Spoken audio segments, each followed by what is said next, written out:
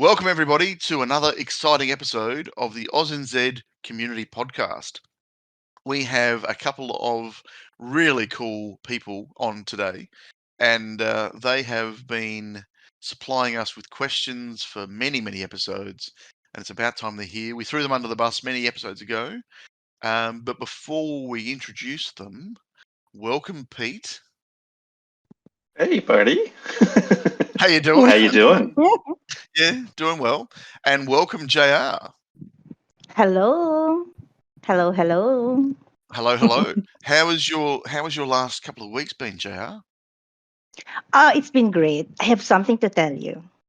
Mm-hmm. Yes. I am do tell. invited. I am invited to a local podcast as a guest. Oh, wow. Oh, that's pretty special. Okay, yeah. So gonna- it's a podcast.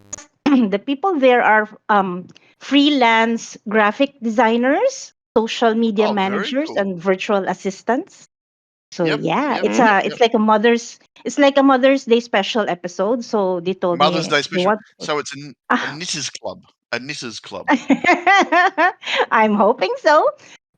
So yeah, so the person invited me. I told her, please. I hope I'm not the only guest, since It's a Mother's Day episode. I'm hoping that you would invite several women or moms, of course, from different fields to share their experience.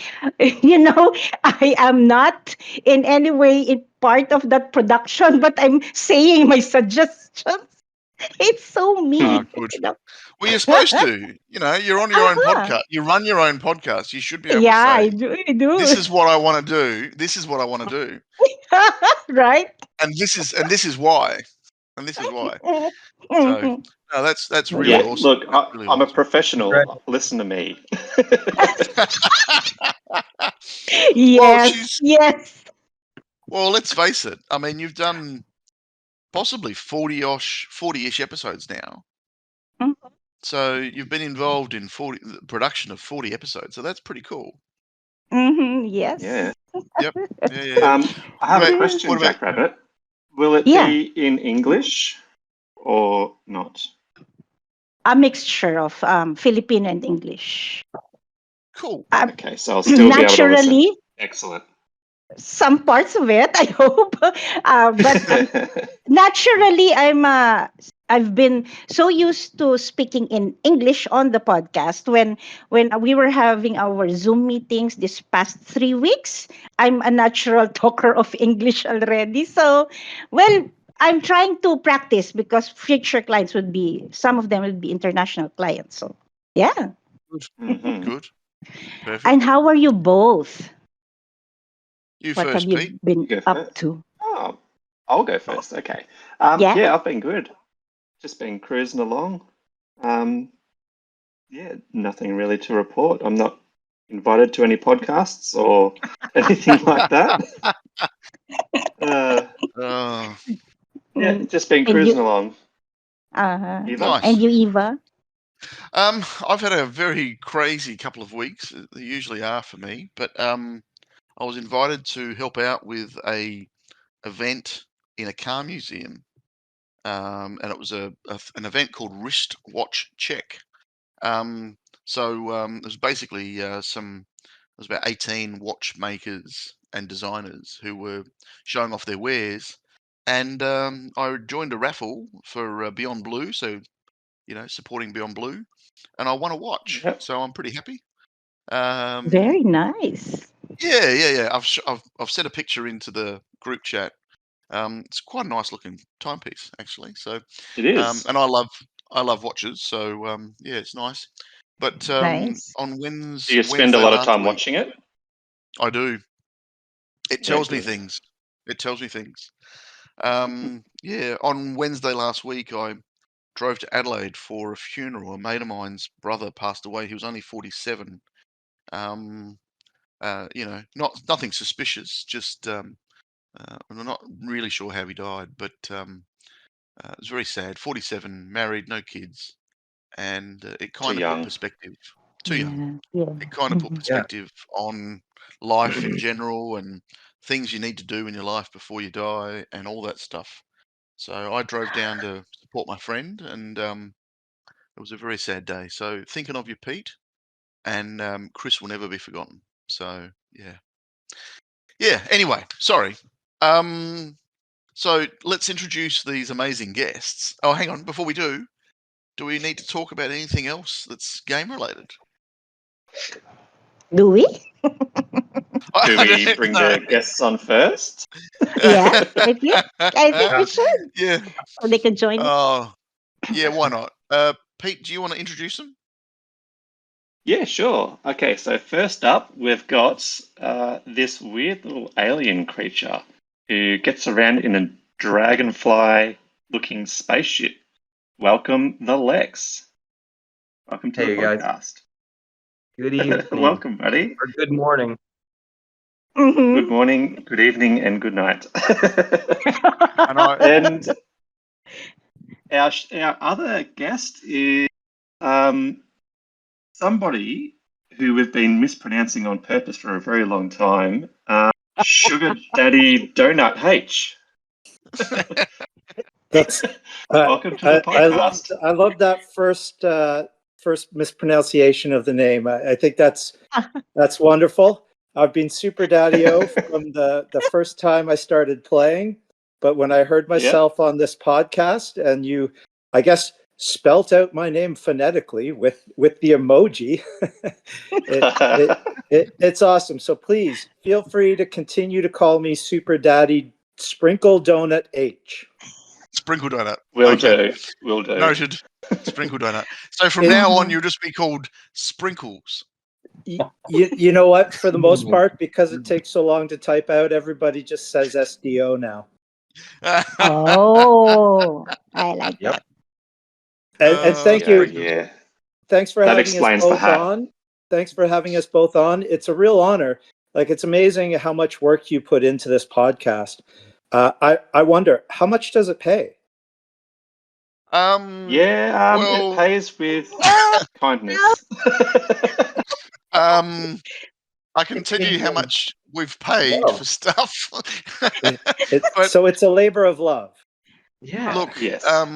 yeah, it is, and I will stand by it 100% because the game itself has gotten us through COVID and lots of other things, and the community's been amazing. So it's one way of us giving back to the community that gave to us. Cheers. Yeah, congrats on all your hard work. Oh, thank you. Yeah. Thank you very much. Thank you. Going through the debrief and how you put it all together is, it's cool. Yeah. It's a lot of work. A lot of work. Well, a 4-hour podcast is a lot of work. Yet alone a 4-hour podcast with 7 guests. Yeah, That's also oh my a God. lot of work. Yeah, that was. So yeah, editing a 4-hour podcast because it's usually about 2.5 minutes for every minute of what you hear. There's been 2.5 minutes of editing for every minute you hear. Well, yeah, I totally echo what Super Daddy-O said is that thank you guys. Yeah, thank you. Yeah. Well, it's been great to have so many amazing people, and you guys are on Team Canada. I was on Team Canada for a month. I enjoyed it immensely. It was fantastic. It was so much camaraderie within the game chat, and also within the server as well. So it's great to have you on. So yeah, let's get into it. And I'd just like to second that the Team Canada Discord is awesome. I've recently been streaming on it. We've got some of the top players that stream. It's amazing. Pro J and Cool Dude and a bunch of different players that just spectacular. And it's amazing how much you can learn when they're streaming like that. Yeah, it is really good, isn't it? Well, yes, it's amazing to watch them, and it's for you. See, Super Daddy-O is a better player than me, hands down. And he jumped in one night on a stream and is like, I gotta go really fast. I just need to see how you guys do it. Talk kind of fast, was in and out, and I'm like, and then I saw his score jump. And I'm like, how does he do that? How do those people fucking do that? And then for him, seeing the stream must be like an explosion. I have never streamed, and I started doing it about a month ago. Also, Yeah. it really helps. It helps. Mhm. I remember going on the on another server, and me and JR were in there, and Pete was in there, and watched them do a couple of tickets. And they spurred me into doing a couple of tickets, and because I was being watched, I managed another 2K. Right. And I'm It's like, not just that. Like they give you little pointers as you go along. So yeah. Oh, no, every for little bit sure. helps. I'd been watching, I'd been watching some of the best in the business play, and I'm like, oh, that's what he does. Oh, is that what he does? Is that where he does it? Okay. So yeah, I was taking notes, and then they conned me into doing 2 tickets, and I went, oh, okay, all right. And then I've ended up putting 2K on my score, and I'm like, Yeah. I don't know where that came from. Well, I think the Pulled it out of your back funniest pocket. the funniest one was this Sunday. I'd just gotten back after driving back from Florida. I wow. hadn't even played the team event, and I saw the streaming ping, so I jumped Yeah. in, and they're like, "Do you want to give it a try?" And I'm like, Uh-huh. "Okay." So they were Uh-huh. telling me what parts to use, Yeah. and actually on this week's event on that streaming ping, I think I got over 30K to start with, and then they didn't want to wait for my video final ticket. Sounds Nobody like wants to watch a commercial, but I was able to get like 35K on the video one after the stream. So I was like, okay, that's not bad for your first try. Yeah. Yeah, definitely. Yeah. And Very now cool. what do you have now? What do you have now? Well, the last 2 ones I was at 38K, but I'm kind of sputtering right now. I was hoping for a new TE. Friday morning, it's a race against the clock to see whether you get a new one or the old one. So we're stuck with the old one. I know. Racing Okay. truck in a tunnel. Racing truck in a tunnel. What the? Well, it's your fault. I use Buggy. I use Buggy as No. well, and even so using much Buggy, easier. even Well, how do using you get Buggy, across- the most I've ever gotten is like 4K. I was gonna say you got to make it across those things, and when you watch Pro J or Sean from Empire, They just make it look so easy, don't they? Yeah, Mhm. they scoot on their ass right in the middle of that thing. It's like, holy shit. Yeah, the accountant in me likes to play things safe. So early on in this team event, I switched to the racing truck on 2 because I kept losing all of the cans with the Superbike. So I switched to the racing truck on 2, and the dune buggy on 3. It's or 4. It's very limited how far you can go with that, but you should be able to get 40K with that mix. Yep. Yeah. I came very close a couple of times. Let's not talk about the game. The game's so boring. Let's talk about something else.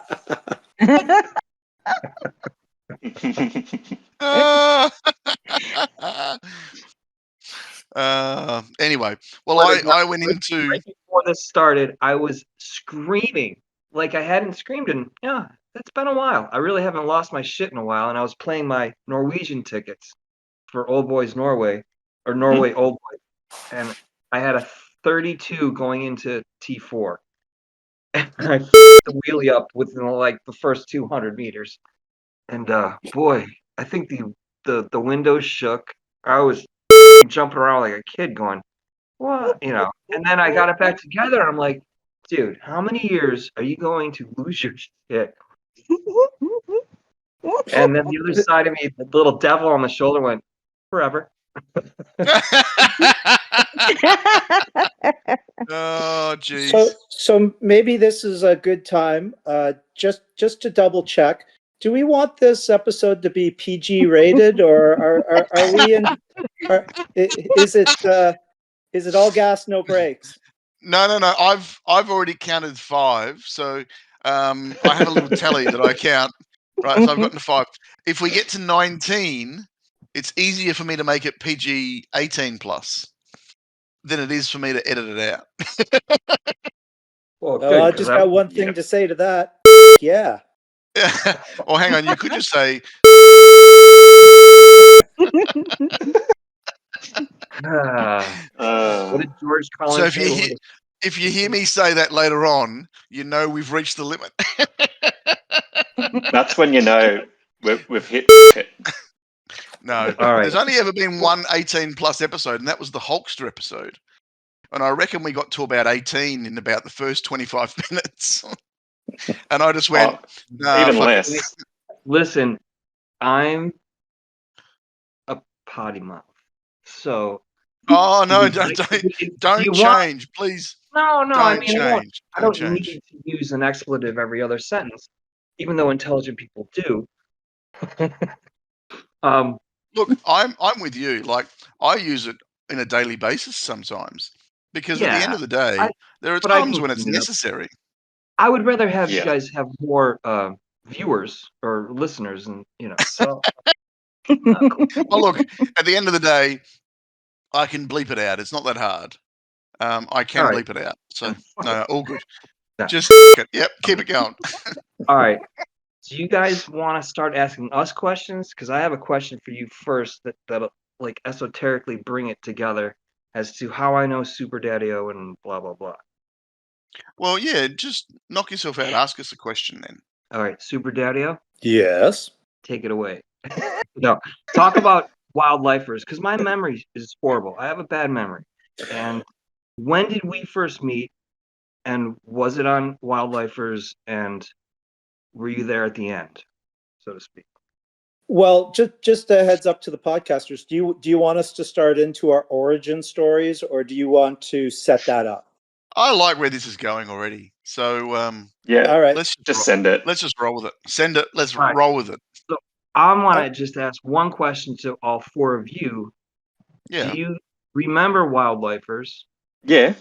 Teams, Yeah. Yes. teams Yes. before that, Wild Crocodile, Wild World, because we were at the top, and I don't know if SDO was with me then. They came out just before all-wheel drive gears, didn't they? It was Wasn't it around similar it was time? around 2020 when we hit #1 in the world. So Yeah. that's how far back we're going. But if you want to go into a quick origin story of the wildlifers and stuff like that, why don't we start with I'll give my racing background, and then Lex can give his racing background, because we've been on a lot of teams and not all of them together.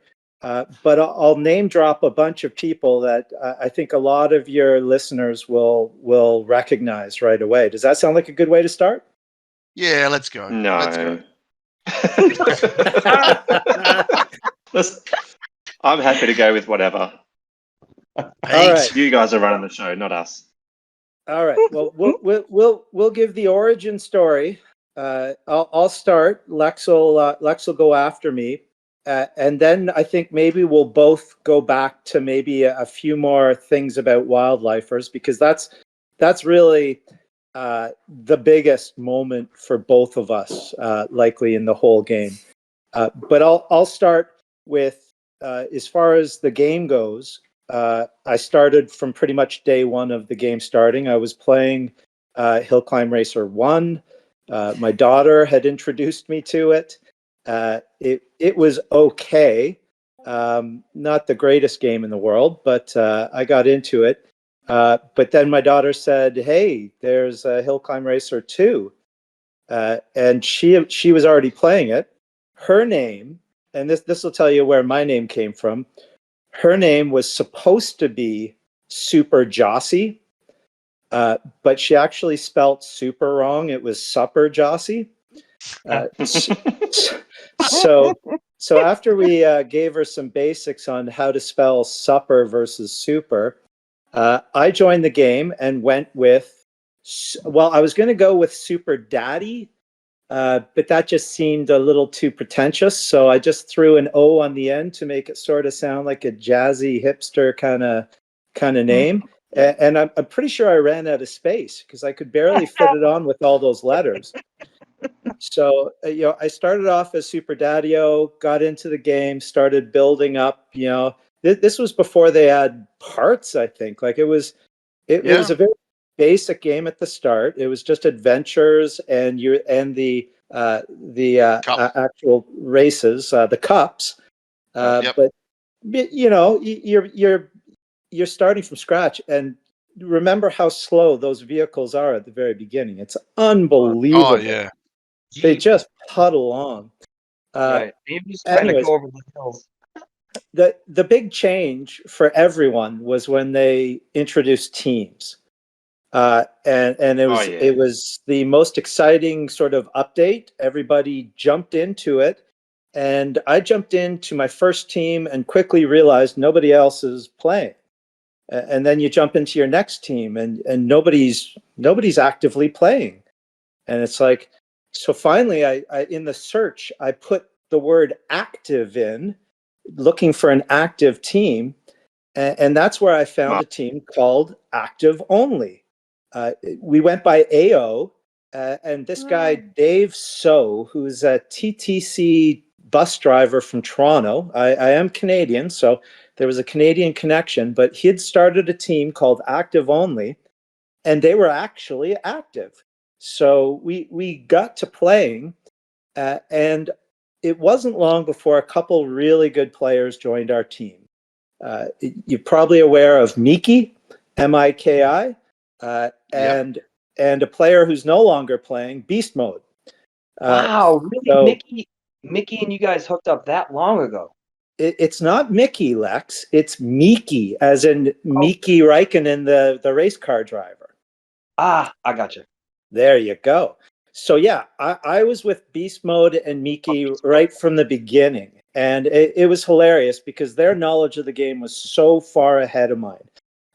They had to kind of, walk me through the kangaroo, or whatever we're going to call it based on one of those questions, since we can't call it kangaroo anymore. They were explaining to me how to do the wheelie with the buggy on the wheelie events and stuff like that. But it was great. And we slowly built up that team. And this was before the seasons and everything like that were really set up. So you just slowly built up your total score. And Active Only actually got to number 9 in the world playing. And as soon as really good. Yeah, as soon as we hit number 9, we got decimated. We started. I think it was just pure luck playing weaker teams that got us up to a high score. And then as soon as we had to face some of the top world teams, we were smoked. And right away, as you're probably aware, as soon as good teams get devastating losses, a lot of the players start to reevaluate if they want to stick around. And it wasn't long before Miki said, "Hey, we got a team no lifers. They want us. They want to merge, but they only want the top players." So he grabbed probably about 10 players, I'm going to guess. 8 or 10 players from Active Only, and we all went to no lifers. Now, Lex, that might be where we first joined, because I think like no lifers then turned into wild lifers after a couple of mergers. Excuse me, were they Norwegian? No lifers? No, I don't think no lifers was. It was pretty international at that point. But no lifers, first of all, great name, because you really have to have no life to play the game as much as we play it, right? So that especially by itself, back then. You had me. Back then, you had to get your cars, everything. You were grinding.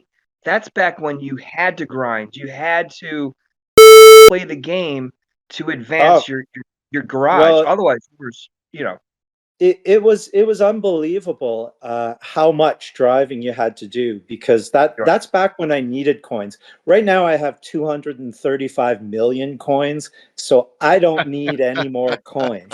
But back then, when you're still building up your GP, it was such a grind. In fact, shortly after I joined No Lifers, trying to impress them, they would have weekly events, and one of their events was a Kilometer King event. And there was a legendary guy on that team, Jabba. He would grind like no one else ever grinded. He would always be at 2000K. Like it was insane. But when that event came up, what they didn't know was I was actually on sick leave that week. Something had hit me, and I was home for a couple weeks. And it was also the same week that it was the first and only time I've ever spent money on this game. I went VIP because wait a second. You're saying that was the first and only time? Yes, I've spent $14.49 on this game, and they will never get another penny out of me. SuperDaddy-O, fucking amazing. Anyways, Okay. just to get back to this kilometer challenge. So here I am, laid up at home sick, with nothing better to do, and so right out of the block, I'm like, okay, Jabba's hard to beat on kilometers. I'm just gonna try and punch him right in the teeth right now. I'm going to get such a lead, he's going to give up. So I jumped out of the gate, and I was driving the Desert Adventure, and I would do the first 2 kilometers nonstop.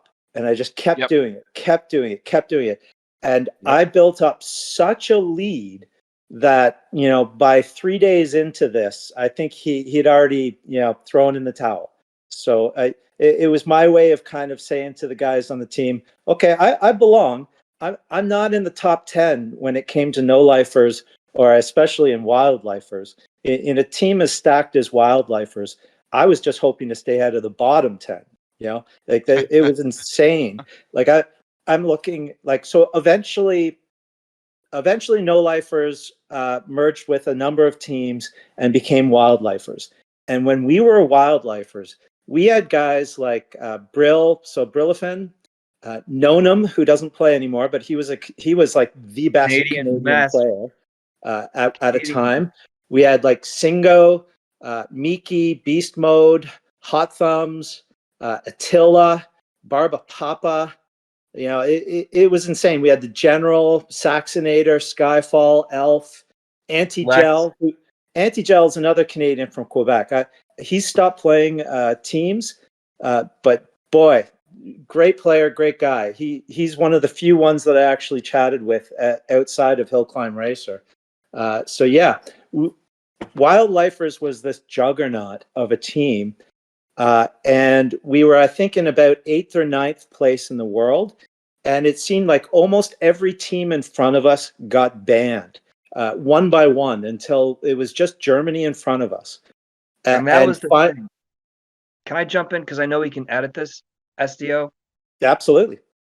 My whole getting caught up in the cheating was because there was so much cheating going on. And the simple thing of passing sharing the Facebook account and being able to give my tickets to Hot Thumbs, this Croatian, after seeing us get beat so many times and seeing how much cheating was going on, was like, for me, I wasn't a gamer. I'm like, this sucks. All right, so let's level the playing field. One person running my ticket's not going to change shit. I mean, he was an amazing player, Hot Thumbs. He was always at the top anyway. And I got pulled into it in the mindset of, one, not appreciating where I was and how cool this game was, and feeling like, what's one person cheating going to do on a team? But the caveat that I didn't grasp was that it would ban the team. Didn't know that. And knew it towards the end, but didn't know it at the beginning. And here was this guy in Croatia who was amazing, and the fun that we were having on the side outpaced my vision of seeing what I could possibly do to all these great players and the damage that could be done. And I've paid the penalty. And Lex, I was going to save the big reveal for last because that was sort of the curveball that we were going to throw into this podcast because You can edit it. I need as emotional. It's a good thing we can edit it. No. I think we'll say what needs to be said, and however they want to mix it, that's fine. But just to say from my experience, like Wildlifers was a roller coaster ride, and when we hit number one, it was such a joyous moment on the team. So many good players, and in all honesty, we exploded. We would have stayed number one even without the account sharing that took place, because we're talking only a couple of players, I think, right. But it was something where it was such a strong team, and it was so great. And the leader of the team, Turtle, he put together a really good YouTube video that sort of told the whole story of Wildlifers. It's very well done, and it was both the highest moment in my hill climb racing, and also the lowest when the team got banned, because it was just a shock. It came completely out of left field, and one day we've been number one for 6+ months, and no one's even close to us anymore, and then boom, our whole team gets banned, and on the Discord it's going kind of wild. Nobody knows what's going on.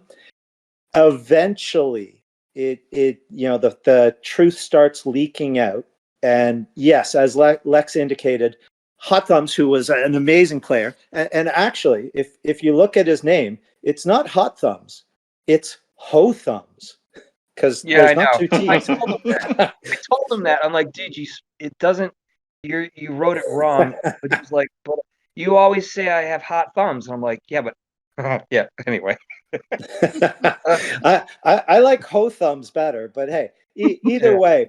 In hindsight, it depends on what she's had for. It depends on what she's had for lunch. Yeah, exactly. You know what? He was an amazing driver, but unfortunately, he probably got into some chats with some of the drivers that were struggling, and this was back when account sharing was just being sort of discovered and utilized. But this is a game with 1 million bugs in it, right? So Fingersoft is always chasing after the hackers, the cheaters, and everything. So our time came, and Wildlifers blew up in a massive explosion, and out of that, I ended up eventually moving to Traction, and then Miki actually lured me away from Traction after a good year there, and really enjoying playing with them. And I think they've recently dissolved, but they were a very strong team, always in the top 50. But Brian, kudos. Yeah, great team. But Miki brought a bunch of us old Wildlifers back to a new team, the Unity, that he started up. And we actually started like back in Division 8 and slowly worked our way up to the top division. But the trouble that happened was Miki always had 1 foot in the North and 1 foot in the Unity. So once we ran into a little bit of trouble at the top, he suddenly went back to the North, and I'm like, dude, you asked me to come here, and now you're leaving. So that is when it was around August of this year. That's when I cold called Team Canada and said, "Hey, you're the best Canadian team that I can see. I'm SuperDaddy-O. Can I join?" And I think when I first contacted them, I was expecting them to know who I was. Well, they should have. God damn it! I think they had a little idea, and they were certainly more than happy for me to join. But I did have to give them a few credentials. Just to give them an idea that I was qualified, and it's been great since day one on Team Canada. our Diddy runs the team, and it's not easy running a team. It's a lot of work. Something I would not be willing to ever put in. But the time that they do in recruiting and putting together a quality Discord, like Team Canada is the team of Canada. I know this is an international game, but I can't speak highly enough of how well it's put together. And for all those other Canadian teams, I really think having one strong Canadian team is the best way to go. So I'd like to use this plug as a chance to lure some of the top other Canadian players. Now that we're having a global trade war, I think we need to consolidate. That's Oh smart. no, you're just a state of America, aren't you? Oh, never, ever. Never 51. American. But I'm surprised. At least he wants us. I haven't heard any mention of him wanting Australia. No, because he thinks we don't speak English in Austria. Australia. You probably can't tell the difference. You can't tell the difference. He thinks we have that strange accent like Schwarzenegger. Oh, I can hear that a little bit. no, but hey, I've given you what? Danger zone. I've given you my background as far as the teams I came in on and where I finished. But I think where Lex pointed out, like the whole demise of wildlifers, I gotta give Lex real credit for coming clean, and I'd like to just give him the opportunity to chat about it a little bit more, because I think this game is full of a lot of people that have gotten banned and had to restart. And I'd like to just hear from Lex about sort of the lessons learned, and even more importantly, because like obviously you learn from your mistakes.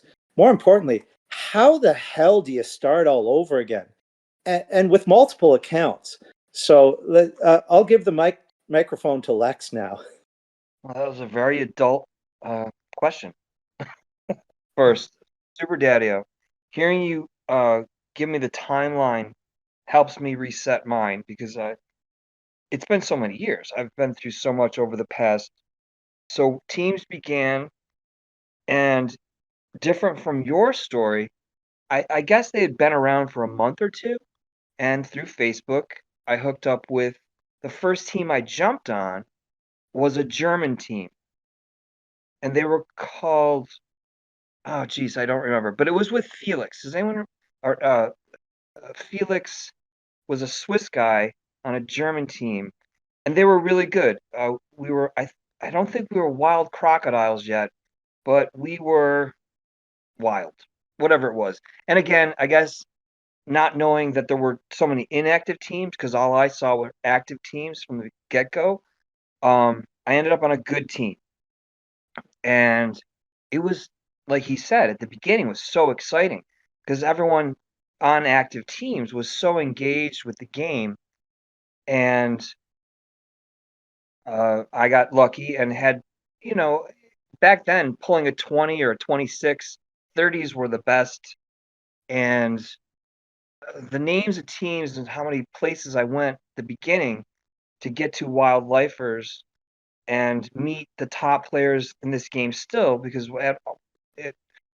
either wildlifers or right before wildlifers is when Vereshak Beer played on it, Beast Mode. There was a guy named Foozer. Who were some of the best people? There were so many good teams, but we were still at the top from the beginning. It just seemed like, and that was when mergers really made a difference. You'd merge with other great teams, and some players would take it really hard. You had to have a score. You had to be there, and if you weren't, you were the lower half of a team that was good, but you were going to be cut and replaced by the top 10, like he just said. And somehow I managed to keep jumping up until I peaked at some level where I realized these guys are amazing. They're playing a different game for me. I don't even know how this happens, but my garage on my first account was so stacked that I could get through it, And I was slowly learning that sometimes you didn't do a perfect start. Sometimes you did a rolling start. And back then, overcharged turbo and some of the first parts, you had to have them maxed and you had to know how to use them and the different applications of how to use them. Do you do a perfect, you guys know what I mean. And then I think it was one team before joining Wildlifers, I had met this Croatian. His name was Ivan. And he was just a player on a team where he didn't talk in game chat, but I would engage him always because I'm a poker and just acknowledging how fucking amazing his scores were at 20. And we finally started talking on Facebook or because it wasn't Discord then. I think it was in Facebook. It was like, listen, you're a great player, but you don't engage with anybody, kind of like his PR guy. Like, we want to know how you're doing it and you're not telling us. And then he started like sharing knowledge. I didn't really increase my score much, learning the inside thing. And actually, SuperDaddy, when you started talking to those players, was this all in the beginning through game chat, or were you using Discord? It was all through Discord, and I think you were way back then. Okay, yeah. Yeah, because I remember, and that was the difference when I left Active Only. Like that team didn't have a Discord.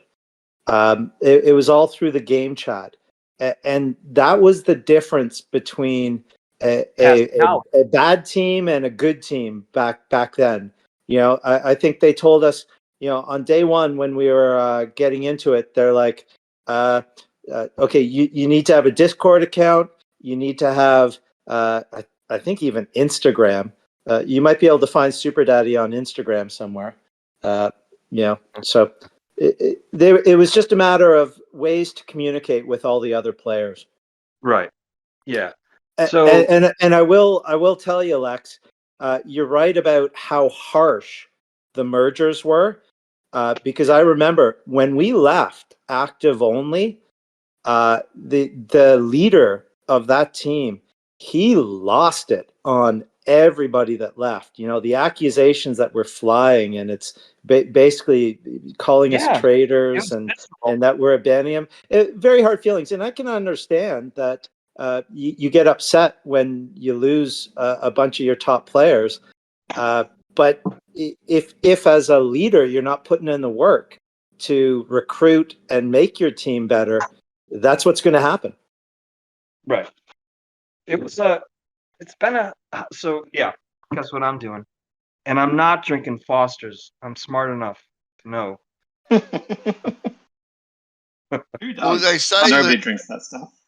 They say that the stuff that we export is the stuff we don't drink. So I'm sure. Yeah, go ahead. I'm sure that people in Germany don't drink Heineken. Yeah, I remember being in the city, New York, and it was a Australian rugby team came in. Rugby, right? Yep. These guys look like just different size human beings to the normal people that were in this shit kicker bar. And I started drinking with them. I think one of them came over to the pool table. Long story short, I'm sitting there pounding them back with these guys, and these guys are like, "How is this kid fucking doing this?" Because I was like 5'6". Anyway, the bartender asked him. So at some point, jokingly, he thought it'd be funny to say, "You guys want to switch from this to Foster's?" And they just like, even people that weren't paying attention to the conversation whipped their head around like, "Fucking garbage." It's like, holy shit, man. We have a term for it in Australia. It's called cat piss. Yeah, there you go. The Lexx drinks Stella. That's so that when you're drunk, you can call out and go, Stella. It's just you asking for another drink. Yeah. Right. Or is that the one that you have when you try to sober up? That's my wife's beer of choice. So I'm not going to call you a lady boy there, Lex, but you drink chick beer. Well, I'm in America. Unfortunately, I'm stuck in America. I could go to the place. I built a brewery down it's like 20 miles away, but it's too expensive. Nice. Anyway, so going back to this game that we play. SDO, number one, apologies. I don't know if you were one of the ones that accepted, but I put the apologies out there about a year later because I was told by not told, I was so upset that Hot Thumbs had cheated, but his kicker was that he went and raced for his home country. That was the behind the things. He got busted because he went and raced on a Croatian team and account shared with like I don't know how many players. I don't even know the story because he zipped it up and we kind of disappeared from each other. But man, it sucked. He didn't. As the gentleman, he's a good kid, and he was like, "Don't tell anybody for at least a year because I don't want to hurt Turtle's feelings." And I'm like, "Okay." And then when the time came, I said, "Do you want to come forward?" And I talked to the two other people that were involved, and they're like, "No, don't tell anybody." I'm like, "No." First of all, I see what I missed, how great this game is, and how close to so many good players I'm playing with, and I shouldn't be here. So I'm apologizing and disappearing into the bottom leagues, and I'm done. And I apologize to the Norwegians, to the Virashek peoples, and whoever did accepted it, and other people like you, and I'm like, okay. But I went back and started learning how to play the game again because I could do TE at my level, and that's the level that I realized I have to be better than this, and I can't ever rely on anybody else. This is stupid. Now this all transpired within like a 1 week period of being discovered, blah blah blah, being told to keep it quiet, and then going, well, I gotta start already being a grinder. That's the thing that's back then you had to just keep churning out your cams and to upgrade your parts and all the other stuff. And then because I'm SuperDaddy-O made a comment about a month ago about I'm like an old man in my mind, but tech savvy. Anyway, seeing other people's replays. You don't need a challenge. You dive into a cup, you find your vehicle, you scroll to on the open one, you can scroll to the number of the score if it's there. If you use another vehicle, you can't. But you can always see how people do shit. And for me, that's how I excel in challenges or learning. If it's a cup in an event, I will fucking dog down. And then just last night, ProJ was like, dude, there's a whole section here where you can watch people that have challenged something from a public event that's now become a TE event. You can practice it. I said right then, last night or 2 nights ago, don't tell SuperDaddy-O.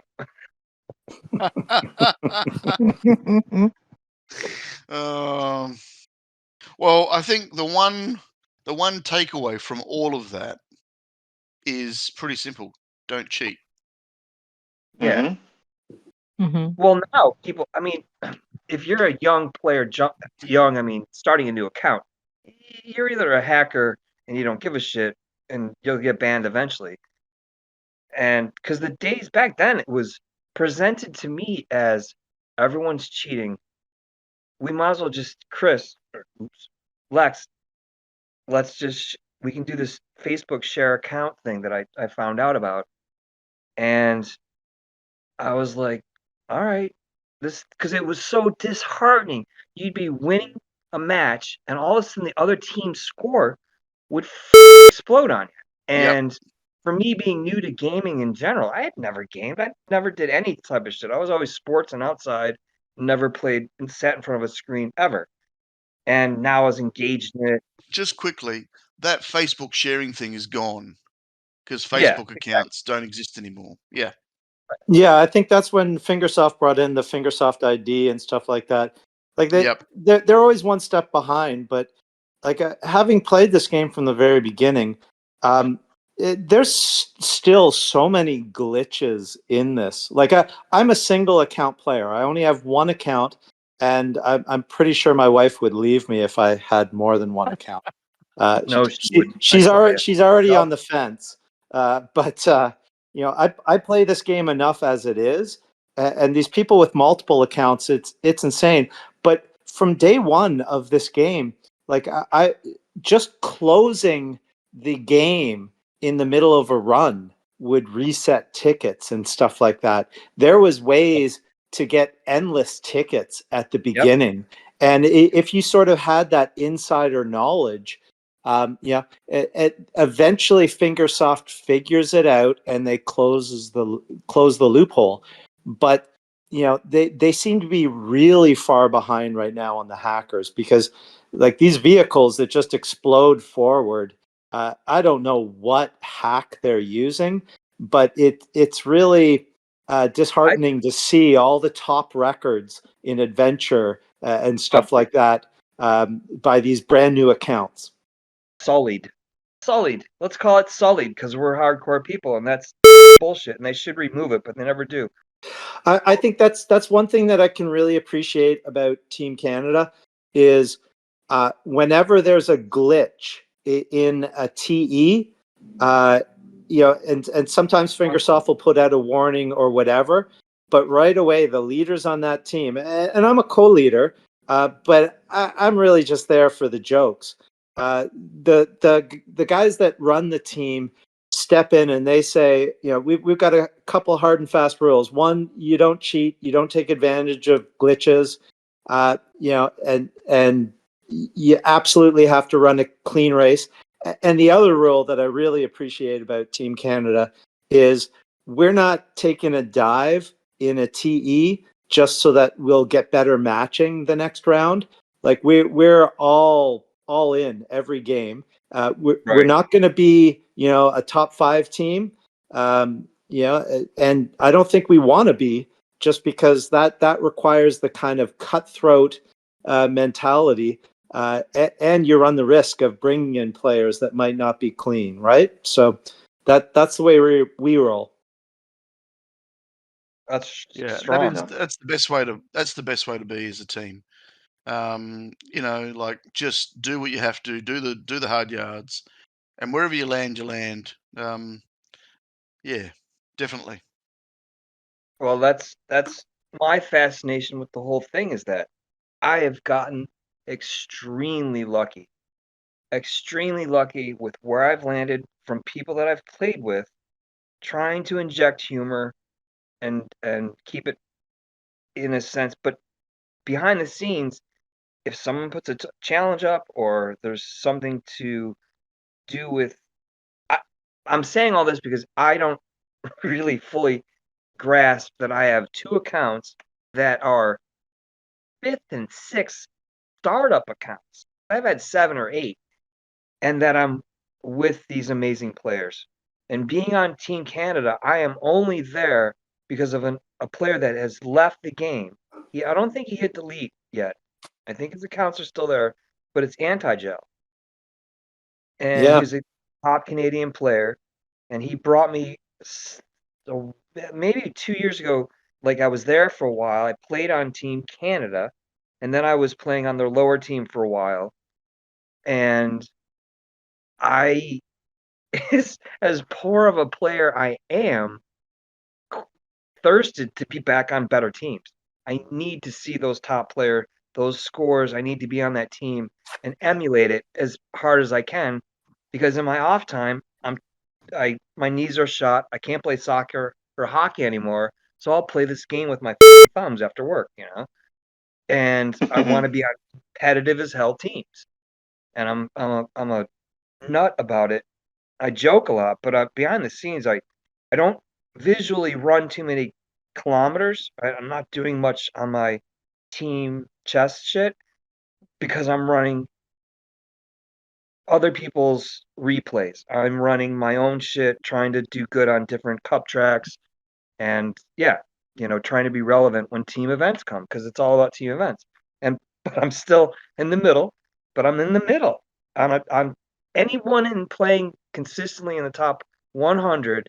So how many is that? That's 500 people? No, It's 50 per team times 100. How many is that? 5,000? 500. 5,000. 5,000. 5,000. You just Thank add one more zero. It's my third. It was my fourth pussy, Estella. That's my. Oh, jeez. But Stella's the got a whole lot thing is, to answer for. love this game. Love this game. Love seeing players like SuperDaddy-O for so many years. Players, you can name so many names out of those 5,000, but they are a consistent group of excellent players. And there's more than that. There's probably 100,000 of us, maybe 1 million. Well, even I've if you think about, I've jumped down to low teams with my third account, and I'll find some guy that's hitting a 42 in a really tough event, and he's just hanging out with his friends. He's been on the team forever. There's a guy named Boombai that's on the his Kind Buds, and his team is in second division. He's been the captain for forever, I guess. And his main account is now playing in the CC team in Norway, because I was like, come on up, man. Leave your comfort zone. You're a really good player. Come on up. And, be at the top of an app with 1 billion downloads. That's a significant thing in my brain. Isn't that, seeing you guys? Who's recording Craig? Oh, that's the bot, right? yes, the bot. That's beer number 6 talk. No, I'm just kidding. All right. All right. Someone get me back in the guidelines of shit, because I'm off the rails All right. here. So basically, what you're saying is there is a whole lot of people out there. I mean, you talked about the top 100 teams, but if you think about it, the top 100 teams is also another 100 teams in Division 1 that are bouncing backwards and forwards. So there's Put probably Division 1, all of that, and Division and So CC. That's a lot of players. yeah. There's probably about 15,000 players that are just all in that top echelon. But there's variations between that, because the top 5. I always say the top 5 is the best of the best of the best. Yeah, and they don't waver. No. And you look at the leaderboard on the top 5, and you think, okay, you got to get down to like position 70 to break 1,000 points. Yeah. So the top 50 is split up by 1,000 points. Whereas on any other team, the top 50 is split up by 10,000 points. So yeah. Anyway. So should we start asking some community questions? Sounds like a Oh plan. yeah, that's right. We've got those to go.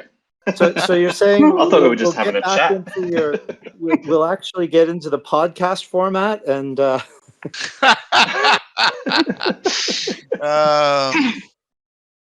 so I'm just Yes, going to let's read do through that. these questions, because everything's already been answered now.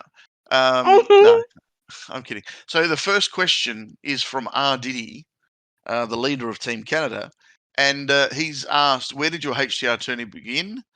What parts of the game keeps you playing? What fills your day outside of HCR2? Those 3 are kind of already done. But his most important question, and we've got to ask this properly, right? Is, do you put ketchup on poutine? all right. Well, I'm going to start with this one, and he did have a few questions as far as before the poutine question, which is an easy answer because nobody in their right mind would ever put ketchup with gravy. All right, poutine's already semi-disgusting to start with. Yeah, like you deep fry potatoes, then you add cheese curd, and then you add gravy. Why would you want to add That's pretty good anything to else? me. Now, some people think it's perfect at that point. And I know you can go to these poutineery places and get like shaved truffle on top, but the answer is no. You don't add ketchup ever. All right. So what fills your day outside of HCR2? That's the important one. Well, most of us have work. I haven't quite retired yet, So I won't bore you with the details, but what pays the bills is my counting of beans. So that'll give you some idea as to what I do for a living.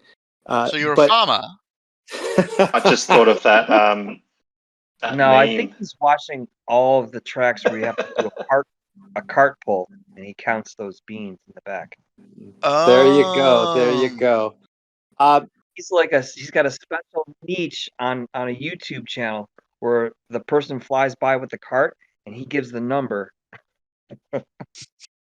What occupies my time other than hill climb racing and counting beans is, of course, my lovely family. I've got a beautiful wife and 3 teenage daughters, so that certainly keeps me busy.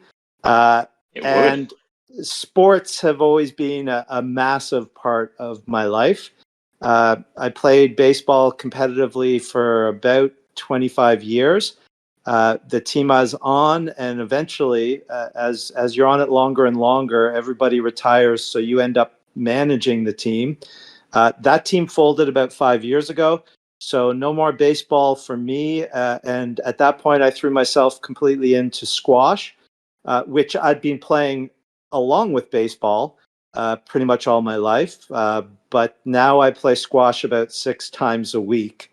So, Oh, wow. Sport is definitely a massive part of my life, and I think it goes hand in hand with Hill Climb Racer because it's competition, right? You have to have that competitive edge, and that's certainly a big part of how I play squash. I hate losing, and so that carries over to a lot of other things, and it's great exercise. Just a quick question. You mentioned your 3 daughters. Is one of those is obviously the one that got you into the game. Does she still play the game?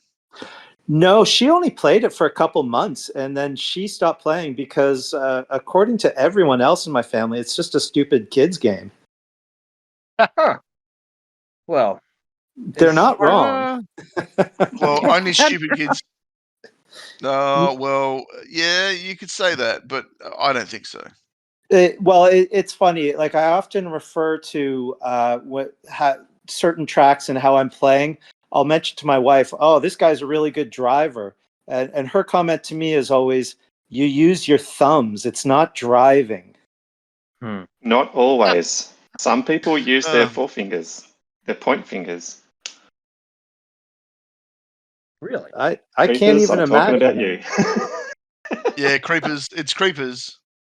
Creepers. He Yeah, does that. Creepers from Oz and Zed.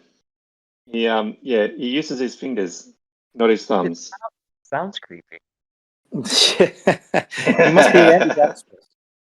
So that was my outside of hill climb racing and poutine answers there. Lex, it's your turn. Do I get the same question? Yeah. What do you put ketchup on poutine or not? I've never had poutine. I did do my research. I know what it is. And just intuitively, I would not put ketchup on poutine. That's like people who put ketchup on bloody tomato sauce pasta. Oh, yeah. You just want to strangle them. It's funny. I worked in the kitchen one time in an Italian restaurant, and the waitress would come in and like, "This customer doesn't want garlic in their spaghetti sauce." He's like, "Tell them to leave then."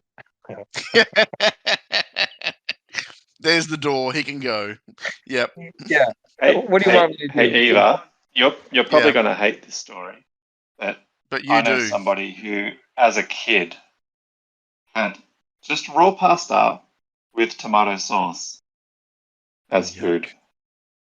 Oh, yuck. Oh, jeez. That was like an after-school snack. Yeah. So, yeah, cooked pasta. Lex. Okay. Yeah. Lex, what fills your day outside of HCR2? I recently, about a year ago, I was able to move from general contracting work, building, to doing energy audits. for the state of New York.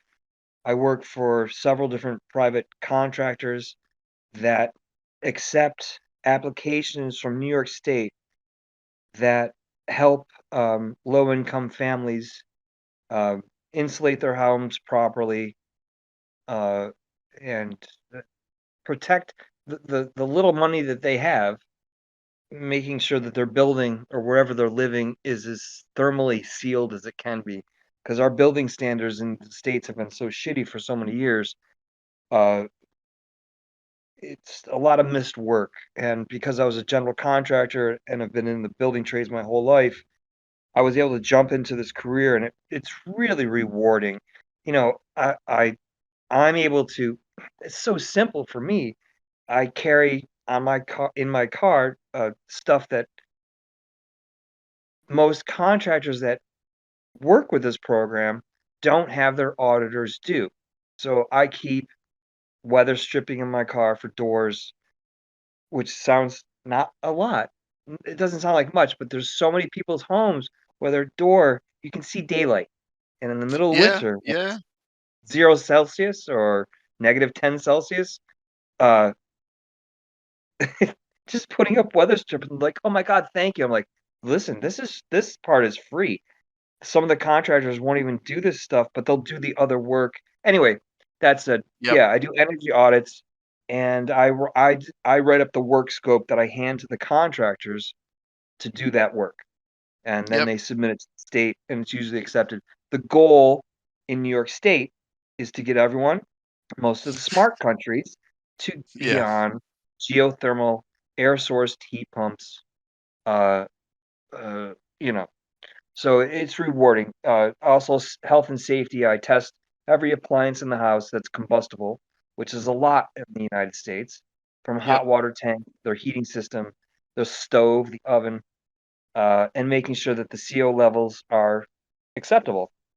yeah, Not yeah, acceptable. yeah, Most times I'm like, and then on site I'll install CO and smoke detectors, give them LED light bulbs to get them off, you know, whatever they're using if it's not yep, LED. yep, And yep, yep, it's rewarding because I'm able to give them so many little nuances of information. And a lot of these people, they they're low income, which is, where they're at. They're trying. A lot of them work hard to make whatever they can, and I can walk in as someone that's been in the building trades my entire life and go, "Listen, here's what we need to do. Besides what the contractor is going to do, I'll do this on site, and here's what you need to do going forward." And alleviate the stress of that feeling in their gut of like, I can barely pay my bills. What should I do? And and I can answer a lot of those questions and yep, try to help people. That's what I think this existence is about, is helping people living right and paying it forward always. yeah, yeah, yeah, yeah. Definitely, definitely. Yeah. My biggest thing in life besides this game and my wife and my kids and all that was my experience at 9/11. I lived in Manhattan when those planes hit the towers, and you know, uh, millions of people in the city just huddled down and hid and or left, and I rollerbladed down to ground zero. I went right down there and just, what can I do? I was a union sheet metal worker. I knew the implications of what had just happened and Yep, was a volunteer, yep, you know. And I'm kind of that way in life. I'm a little guy who grew up with an African lion. Not that that changes the dynamic, but playing hockey and soccer on Lake Ontario. I was a little guy. I was left wing, right wing, or center, and I'm going to be on the attack, and I'm going to take you off guard. I'm going to try my damnedest. That's kind of like that's one of the things that pissed me off about the cheating thing. In yeah, hindsight, I wasn't that person, and I did it, and then saw the fallout of it, and just it killed me. yeah, It was I remember being eviscerated. This is 5, 6 years ago when it was SDO, and then being held back from the apology Then when I did the apology, people didn't come forward. It's like, come on, you Yeah. guys.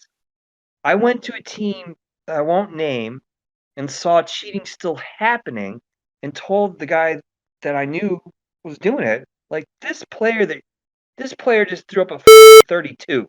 He Yeah. doesn't even know how to change his name.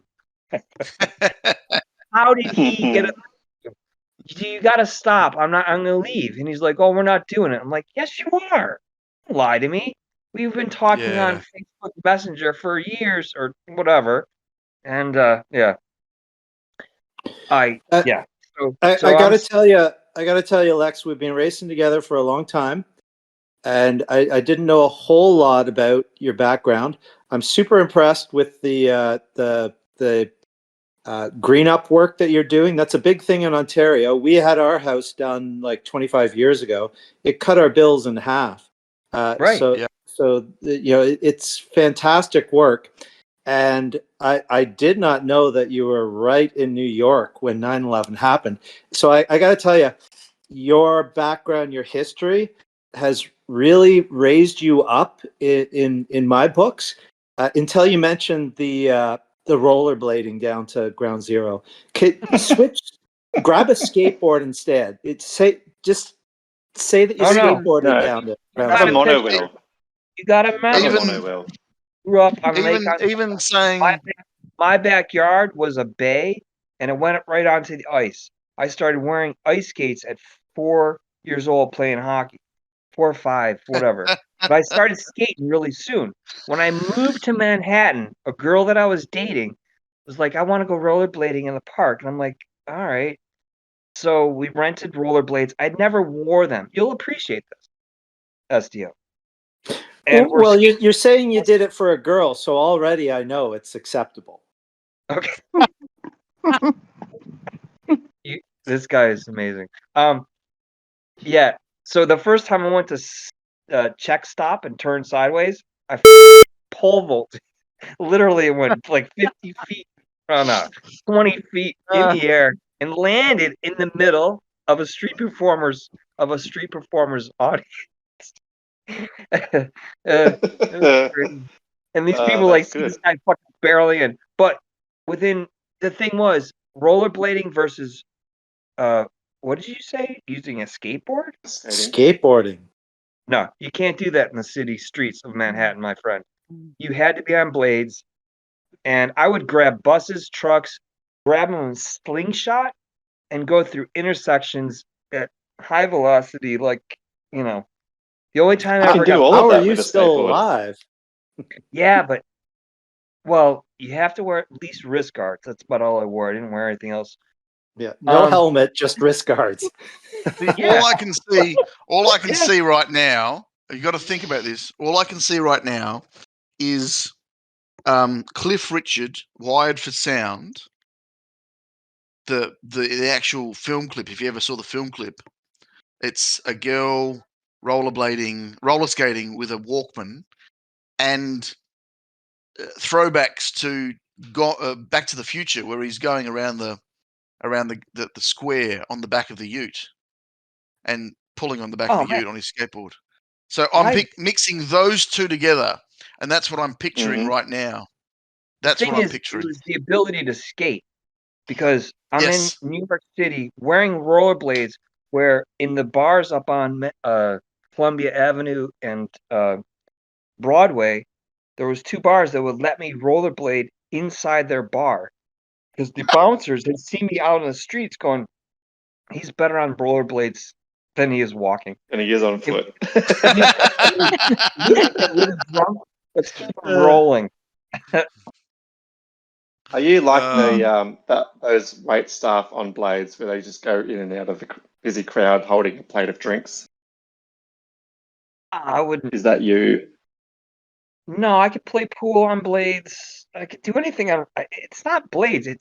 It's just one. I really appreciated the height increase. Yeah. That's the main reason. Yep, Yeah, yep, that yep, was it. yep. That was it. All right, let's get back to the game questions. All right, Pete, you're up. Second question, here we go. This one is from Flip and this one is specifically for Lex. He wants to know, what's the deal with the aliens? That's a good one. First of all, Incoming tangent. well, I mean, how did life on Earth begin?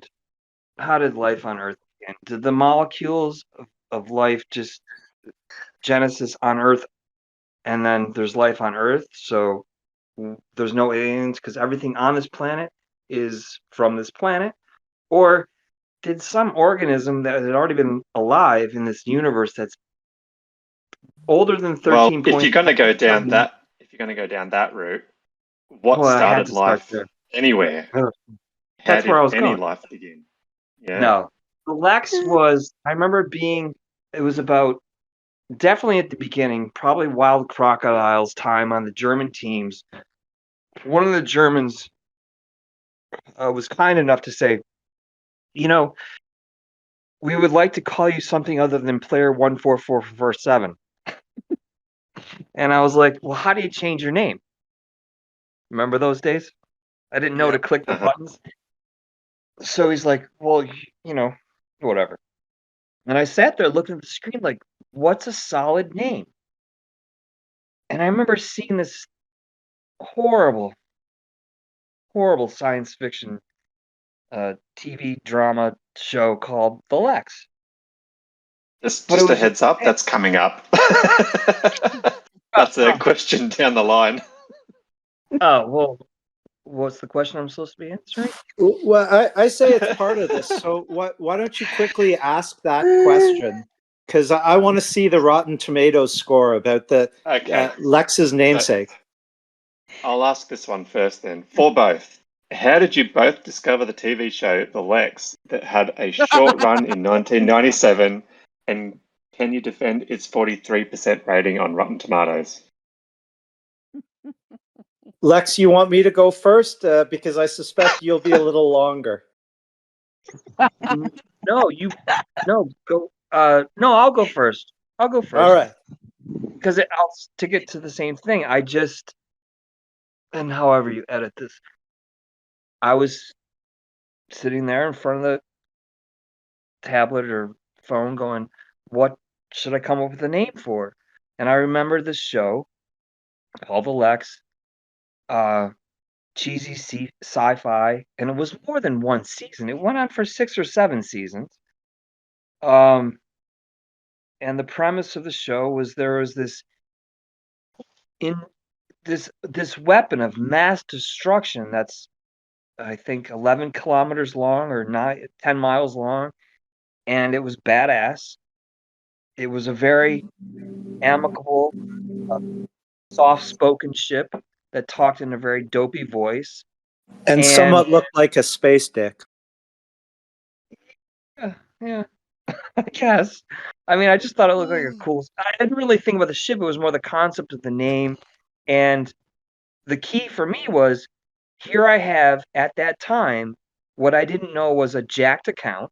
I had been busting my ass, running cups, doing adventures, trying to get everything. And I knew way back, even though I was in competition now, this was my third account or second account, but I knew how to build it properly with only upgrading for team events. And yeah. And I'm like, I'm going to call it the Lexx. It's this really powerful ship that I own, but I'm Stanley Tweedle. And Stanley Tweedle was the janitor that just happened to be in the room, and he caught the key in his hand, and I'm Stanley Tweedle, a dumb guy with a really strong ship, and I'll call it the Lexx. And I remember my introduction the first time was trying to mimic the introduction of the Lexx in season 1, episode 2 of I Am the Lexx. I'm the most powerful insect alien spaceship in both the known universes, blah, blah, blah. And the guys went wild in team chat because they're like, yeah, finally, the guy got a name that means something. And some of them had seen the show.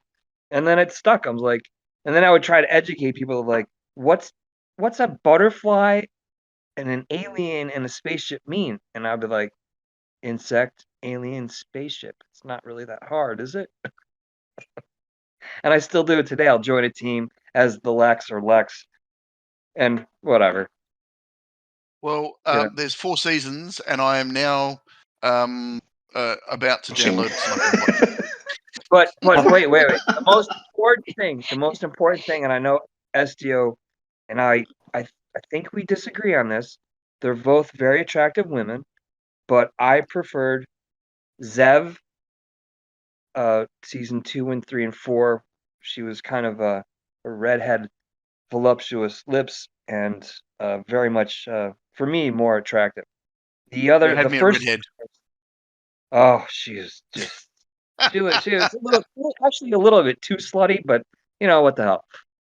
Season 1 was very, very pretty, but just a little bit too much like a dominatrix type of woman.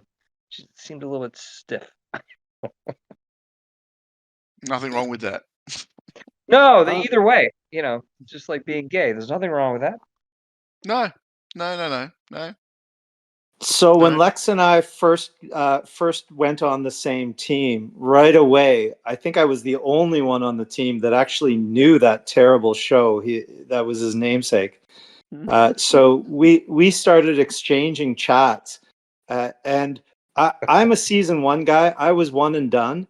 I was flicking channels, and I saw a little shot of Zev from season 1, and I'm like, okay, this is a terrible, terrible show, but I'm all in.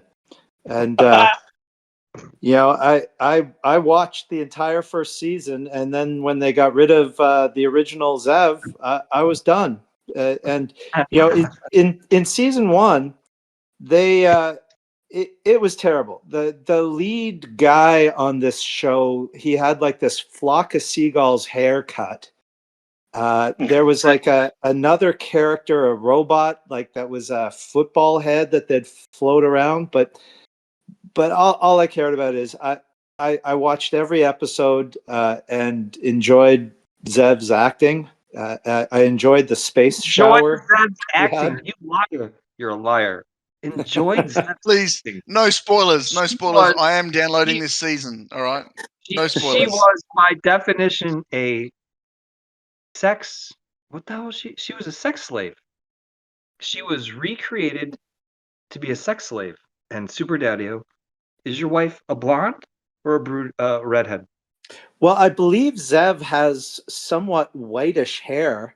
It's either like platinum blonde or white.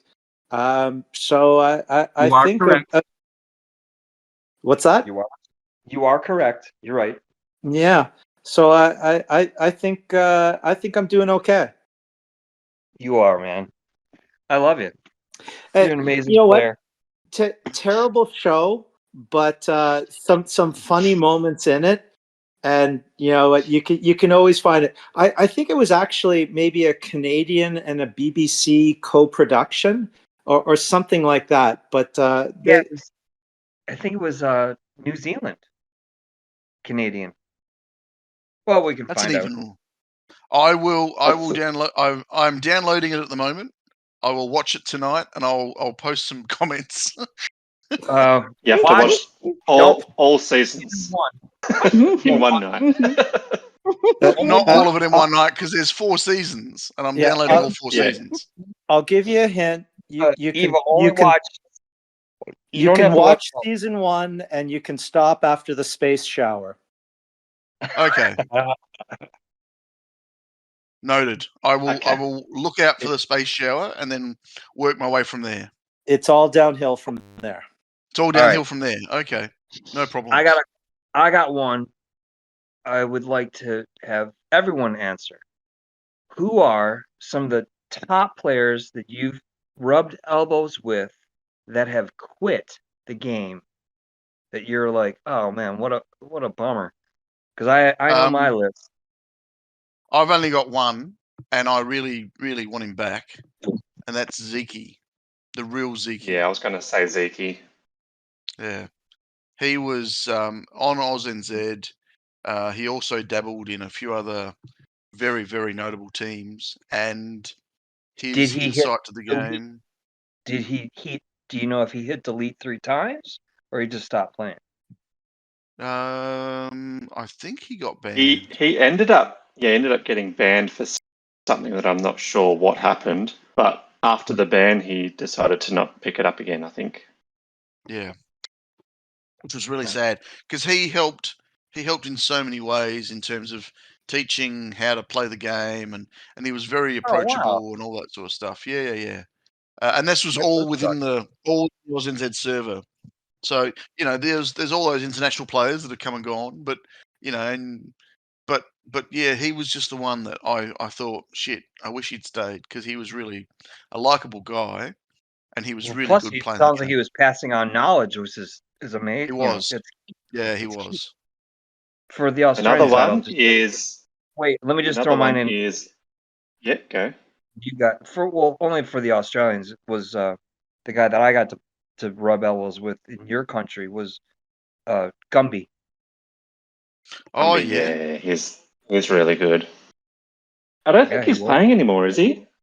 No, he disappeared a couple of years ago, I think. Now, yeah, he stopped responding to my Discord, so I think he either fell off a roof because he used to be a roof cleaner, which is pretty dark, but I doubt that. But he was just like, I'm over the game. He would rip. Sorry, I asked the question, so now continue your answers. So hang on, just on Gumby, I was kicked off the CC team, so then Gumby could join. Oh, right. Hardcore, man. Yeah, that sounds right. Sorry, Eva. No. I was kicked off the team so Gumby should join, and then he left only a couple of matches in, and never came back. Yeah, and I do feel sorry for Nubis because he's the one who kicked me, but yeah, he thinks I've never let it go, and I probably haven't. That can be edited. Since then, have you been back to OzNZ? No. Nope. No, I haven't. Nope. So you haven't let it go. not to the main team, but I have played on LTR a fair bit in between playing with. You're welcome back anytime because the main team is now I'm the leader of, and Jackrabbit is co-leader. Oh, there you go. You're welcome back anytime. Yeah. There you go. Well, I'm probably going to stay with Cheap Tricks till the end of this month, and then I was looking for another team, so I should probably come back. It'd be awesome if we were all on the same team for once. Eva. Yeah. It would be, wouldn't it? It would be very nice. Eva. Yeah. So you said your players. Say your players again. The ones that have left, and you're shocked. Yeah, just Zeke. That's for me. That's the only one. Okay, Pete. I'm not sure if she still plays or not, but Amy or Celine. Yeah. She's on Empire. She's on Empire? Yeah, well, she's on she was an awesome player. I remember she left for quite a while. Maybe she came back. Wait, which team? I'm looking it up right now. The top Empire team? Yeah, probably the top one. She was a really good player. She was on the main Empire, but she changed her name. She's not Celine or Amy anymore. I don't remember what her name was actually. But she come into a voice chat. And someone mentioned who it was, and I'll try to remember who it was, but they mentioned it, and I'm like, hang on, is she the one who played on OzNZ? And it was like, yes.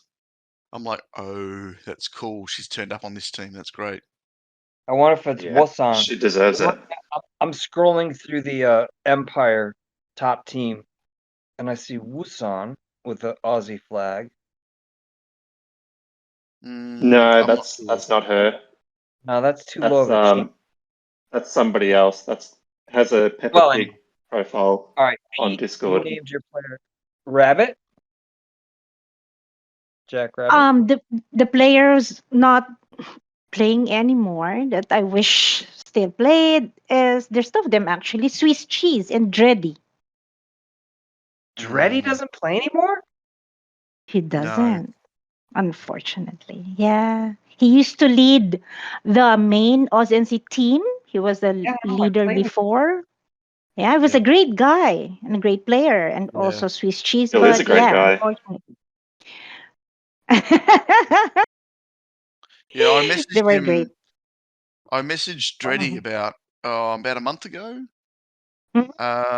just to say hello, and he goes, "Oh, I haven't Yeah. been playing in a while," and I'm like, "Oh my, I had no Mhm. idea." So yeah, Well, it's Mm. encouraging that they haven't killed their accounts. Yeah, that's Mm. good stuff. All right, SDO, you must have a list. Oh, his wife's taking him out of the house. No. That's me hitting a button, trying to unmute myself, and sending it into an endless loop.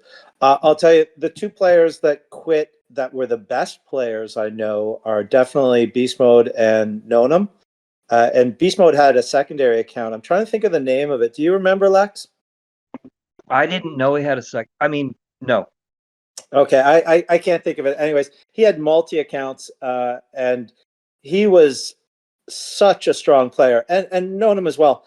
But I don't wish they were back, because I suspect when somebody deletes their account like that, there's a reason. Like this game, it can not always be good for your health.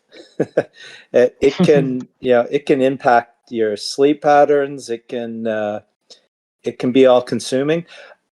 I find right now the majority of the time I play this game as a background. I usually have, maybe the TV on, but TV is boring as hell. So I'll be gaming while I watch something, or doing this or doing that. And well, they I have a fair few hours of really nice TV coming up called The Lexx. just put the game down during the space shower. Okay, I will. I'll give you a blow by blow of the space shower. How's that? Green No. share.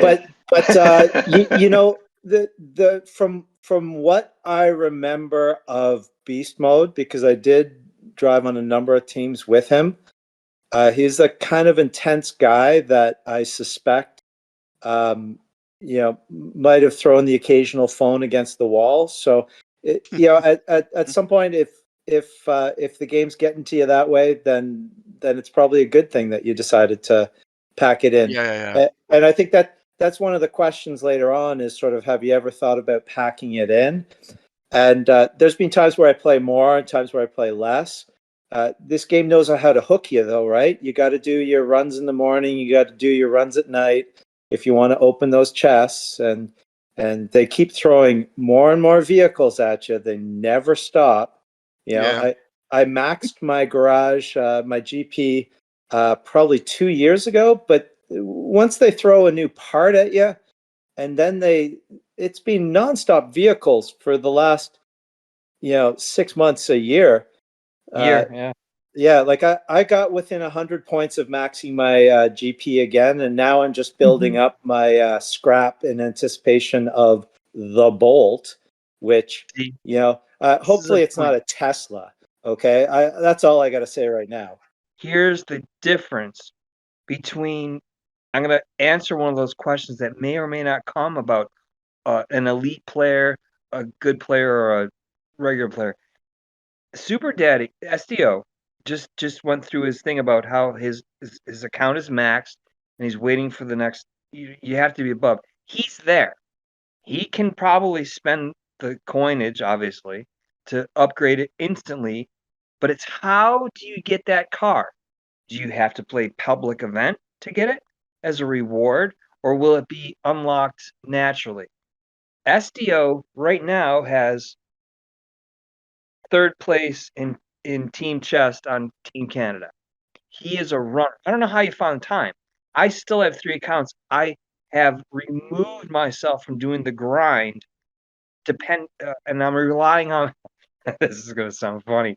I'm relying on my little bit of skills to get by with 3 accounts. One of them I don't play much. I play that on Kind Buds, which is a great team that I said Boombai runs, and it's having the one account. I'm sure he's a dedicated player. SDO, dedicated player, knows what to play to get the most bang out of his non-spending bucks. Listen to that, kids. This man has only ever spent $14 on his game. I don't know him from Adam. I know he lives in Kingston. That's all I'll say. We almost met years ago through AntiGel. But this is the separation of like, I need to, if someone took my hand and said, Lex, follow me and do these things and you'll be a better player. I reach out to people like, you gotta guide me. Like public event, the thing changes every time. What cars should I use? I know you get more stuff out of public event, but I play I've relegated that when I'm going to play. I'm losing my train of thought, but yeah. To jump in, Lex, like I'll tell you, my playing style is I want to maximize rewards because I'm not paying for rewards, and it's not because I can't afford it. It's just because this is a free game, and Right. and I've never, the whole thought of buying a skin makes my head explode. No, Like I I can't understand why anybody, like, remember when everybody was buying the flaming skull? I'm like, why would you spend money on pixels? It's a game. It doesn't make you go faster. I make you glitch. Yeah. So my philosophy has always been like, I really enjoy the game, but I don't want to waste my money on it. So I do maximize, I watch a lot of commercials, way more commercials. And I would like to. That's a perfect opportunity. Do you want to get more soldiers or buy another gun? Sorry. Oh my God, here's the thing, Lex, that I can't understand why you'd have 3 accounts. It's like having 3 accounts is good from a team event perspective because you get 3 shots, so you get more practice, and that's the top guys. Obviously, they might run 12 tickets, and you can get really good at team events, but that's not the be all and end all. So I've always kind of viewed it as I wanna build up my garage as good as possible. I'll learn the races, the team events. The ones I enjoy, I'll practice and get better. The ones I don't enjoy, wheelie, no gas, or lava. I'll probably spend less time on and not be so worried if I'm not in the top 10 or something like that. Yeah, because you're a smarter player than I am. You're a bean counter that's very much looking at it and has continued from the beginning to have a very smart, objective view of it. A lot of other players, myself included, have spent money on it. Have I guess this for me stopped 2 or 3 years ago. What I'm saying stopped. Now I'm doing it. The approach that you do is not spending money. But before that, it was like, I need to get this chest and I need to do that. And it was, what does it matter if you don't have the skill sets? You can have the biggest garage ever, and if you don't have the skills, what's the point? And I've watched you, go back to Jabba, who was not that great of a player, but a monster at KMs. He still is. You know this.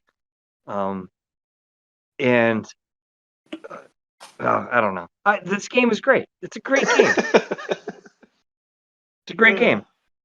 From I love my how opinion, often I you think lose one of your the train things of that thought. is, like SDOs, a lot of people stayed in a lane, and when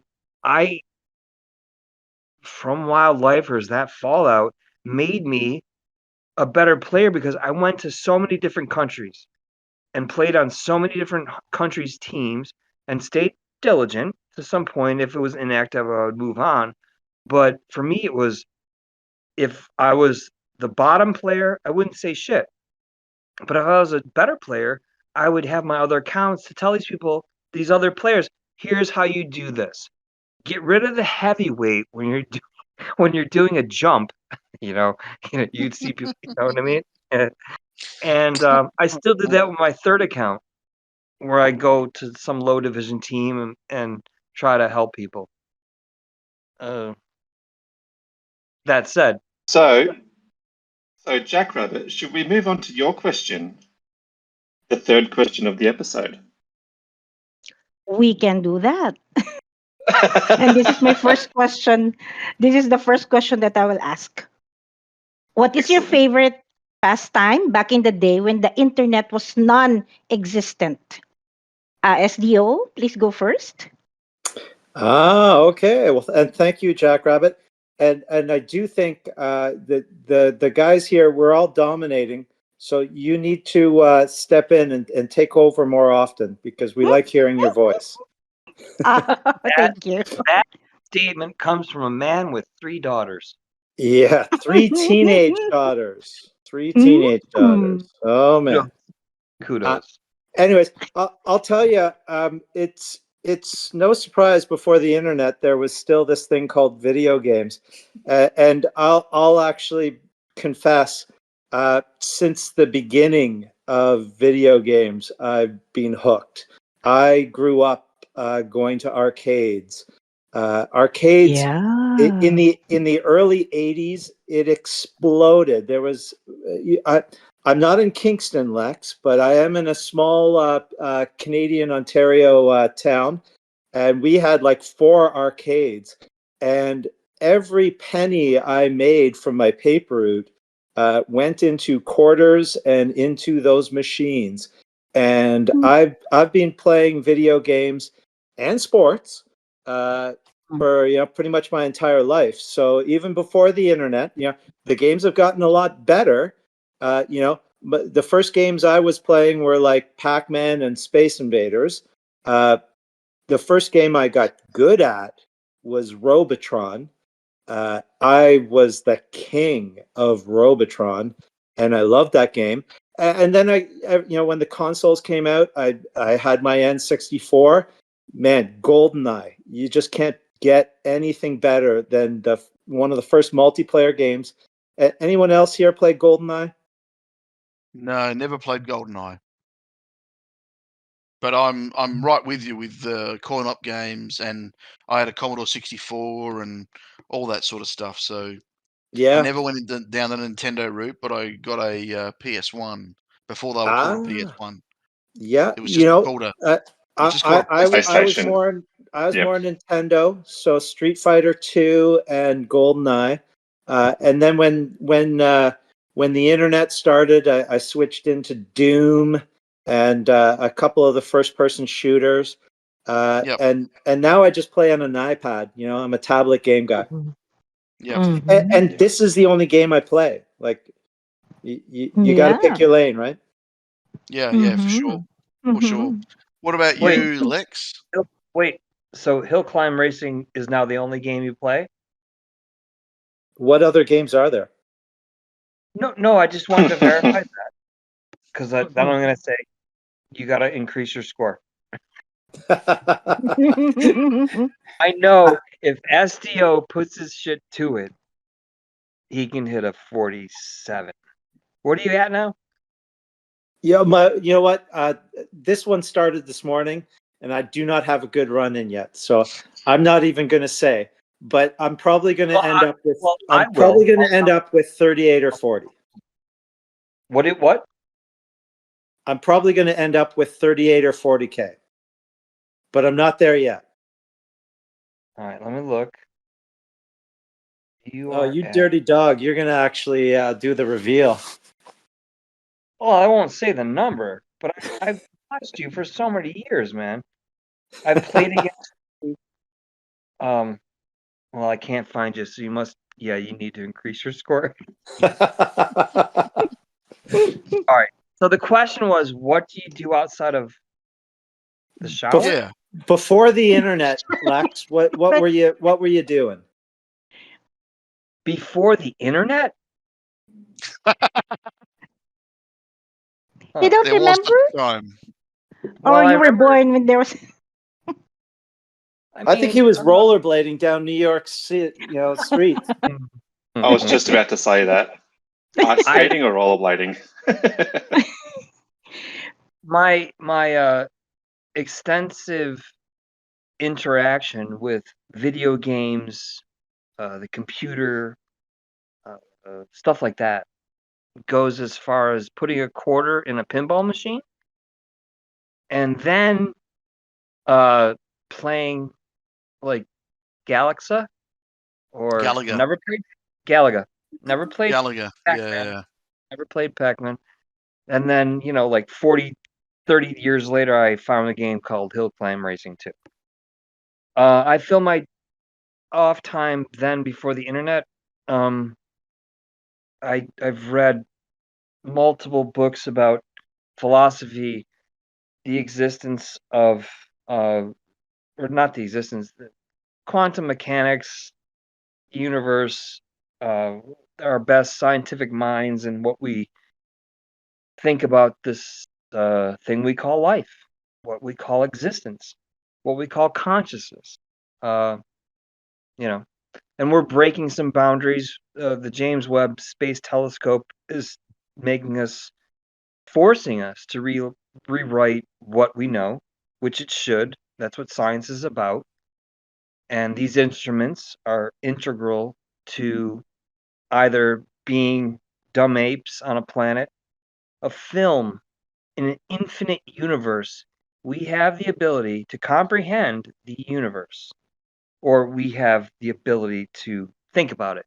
Some people don't choose to, which is fine. But one of my core concepts from an early age has been this feeling that, number one, we have a choice. Whatever you want to do, right or wrong, it affects how your brain works. So that's something that's I lived at, like, when I was like 6 or 7 years old. I had a friend come over for a visit, little kid visit, and I wanted to watch Nova on PBS, and he wanted to watch cartoons, and I'm like, dude, come on, let's watch this. This is so much better. So I am not trained in any specific mathematics, but I read a lot of articles, and I think that where we live and how we live is an amazing thing. Here we are on planet Earth. It's a spaceship. It's a spaceship orbiting a very normal, small, yellow dwarf star. I think it's a K. Anyway. And here we are. We have, a couple miles above us of atmosphere, and we all share it. And it is very important that the billions of us make sure that maybe a couple 100 million of us don't rule us, don't affect our quality of life, and don't fuck up this ecosystem, this planet Earth. That has been my main thing in life. My parents on Lake Ontario at a young age were environmentalists that set up nature trails. My father used to put up osprey nests. We rescued animals that people thought they could keep as a wild animal, as a pet, and we would rehab them, put them back into nature as best we could, from waterfowl to bobcats, skunks, it was a lot of things. And that showed me with I got a weird name in life. My name is Christopher Robin and Winnie the Pooh, all that. But I grew up, you'll see the pictures that I posted. I grew up with an African lion. That was a rescue that we intended to give him a better home. I'm a little guy that will put up a defense against anyone that is not right. And not and never always be open to someone else's discussion, someone else's argument, and listen to those things. This has been lost in our country, I think, to a degree. Or, yeah. Anyway, I'm 58. I have kids, and I'm concerned about the environment of the entire planet's ecosystem. Knowing that we have plastic, microplastic, is in our brains at the weight of about a plastic baggie that's broken through the brain, what's it called, the brain-blood barrier. It's in our brain besides our bodies. It's a good thing plastic's inert for the most part. But and that's never stopped. And that's what pushed me to not leave Manhattan, but go to Ground Zero. What can we do here? How do we help people? There's most of us are good people. It's an inherent, built into us how we react to situations. We are a product of evolution. Evolution tells us we need to kill, we need to do this. How do you survive? The ego, the whole thing. Hill climb racing is a perfect example of what is ego. Ego is losing your shit when you have a bad ticket. I know, that right? It's a game in your hand. I used to post way back. I was up to phone number 7 and tablet number 10. Right now, I'd rather not say. And here we have Probably HDO. double that. Double factor of 14. And here we have SDO, a calm Canadian human being, solid centered not sport, just a good human. I don't know this guy from first time I've seen him. Another bald gentleman. Kudos. Think of all the product money we paid, not paid for shampoo. Anyway, that's another thing. Some of the top players are really solid, good people. Veer Yeah. Shack. I heard that he had etched for too much clutch shot glasses from one of the players. And here's a philanthropist kid now. He's in his 20s now, who gives back the money that he's earned from this game. I think that's great. And I've talked to him for like 7 years now, just like poking out. Would this guy respond if I say something to him? And he's giving me the laughs. And I've been guilty of like screenshotting conversations from Discord and putting it other places because it's funny. It shows the real existence of how this community that play this game goes on. Like N8. Yep. Right before we started this podcast tonight, N8 made a comment and we all jumped on him. He's a solid, great guy who's limping along as a captain of a team that's been in and out of CC, and I love that shit. I love it. And Jackrabbit. Yes. I'm actually only 32. Plus 24. Plus 24. No, the reason why he said that because we were in the server earlier and we were talking and then he told me about this. I don't know if he told me about his age, but I told him that he sounds 30-ish. Oh, there you go. Around 30-ish. 30. Yes. Yep. 30. 2 years away from 60. I'm loving every minute of it. Yep. Mhm, So, mhm. Okay, so here is your a turn. question. And still feel like you're in your 30s. Mhm. No.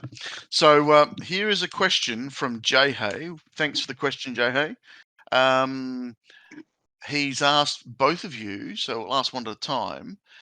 He's got 3 questions, but I like this one the most. What vehicle in HCR2 describes the most about your personality? SuperDaddy-O? I'm going to have to say the spaceship, the lunar lander, because I like to blast off. There you go. No, that sounds good. That sounds good. Right. And Lex? What about you, Lex? Of a bike. The Lamborghini. The Lamborghini? Yeah. You have to know how to drive that fucker. Yeah. if you're going to do, for me, it's only one race for the Lamborghini, and it's Big Hill, right? Big Hill. Yep. Right? You gotta. It used to be you had to do a quick backup and then go Yep. forward and hit your thing. And Yep. now, if you're lucky enough, just go forward with perfect start and hit your nitro. Yep. And Yep. it's all about speed and paying attention to detail. Yep. Well, we've already mentioned this guy, but Zeke was the one who taught me that All with the right. Lambo.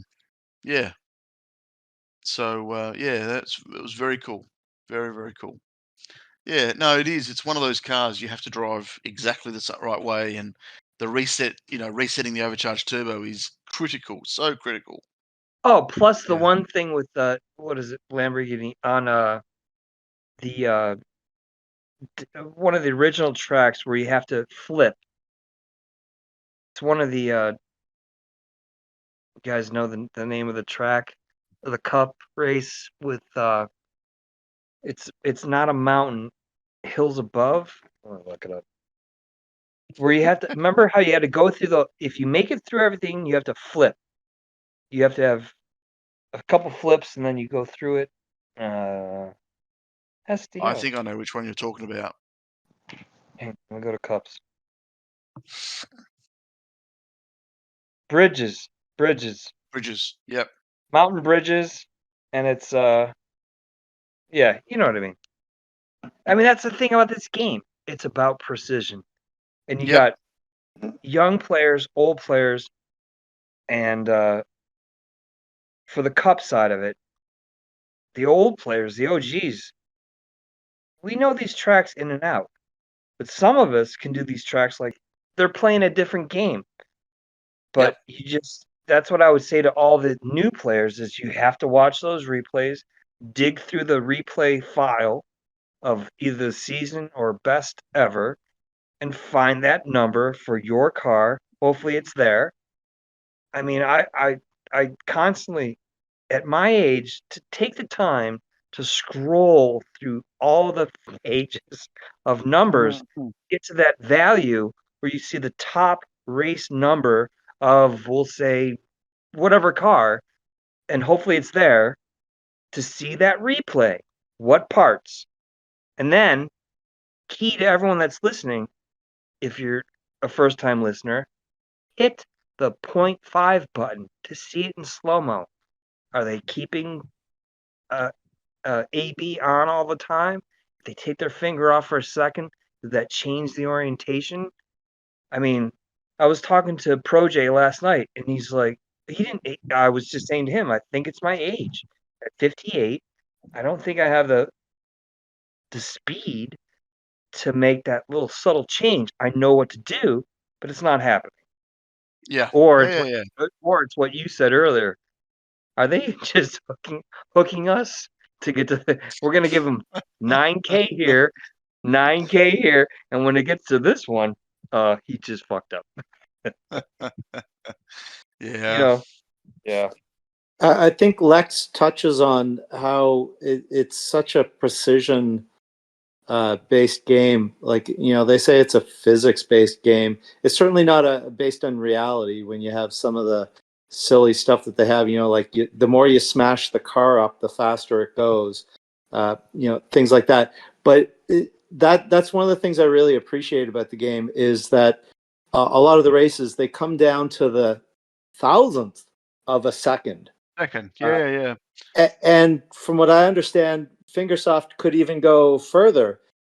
So, it's the slightest change can make such a massive difference in a run. I have a video of me and SP Jean. Yeah. So there's a video of me and Jean in a daily race, and we finish on the same time, but we took two different routes, and he was faster in one spot, I was faster in another spot. But our end It was Rotator, time, wasn't it? no, we're on the monster truck. The monster truck. Sorry. And we are exactly the same time. There was 3 of us with exactly the same time with 3 different paths. Right. And it was just amazing. This we'd been working towards trying to beat each other, and I got to this pot and I recorded it because it was just amazing. It's on one of the podcast That's cool. episodes. That on just if you go in happened the to me. background.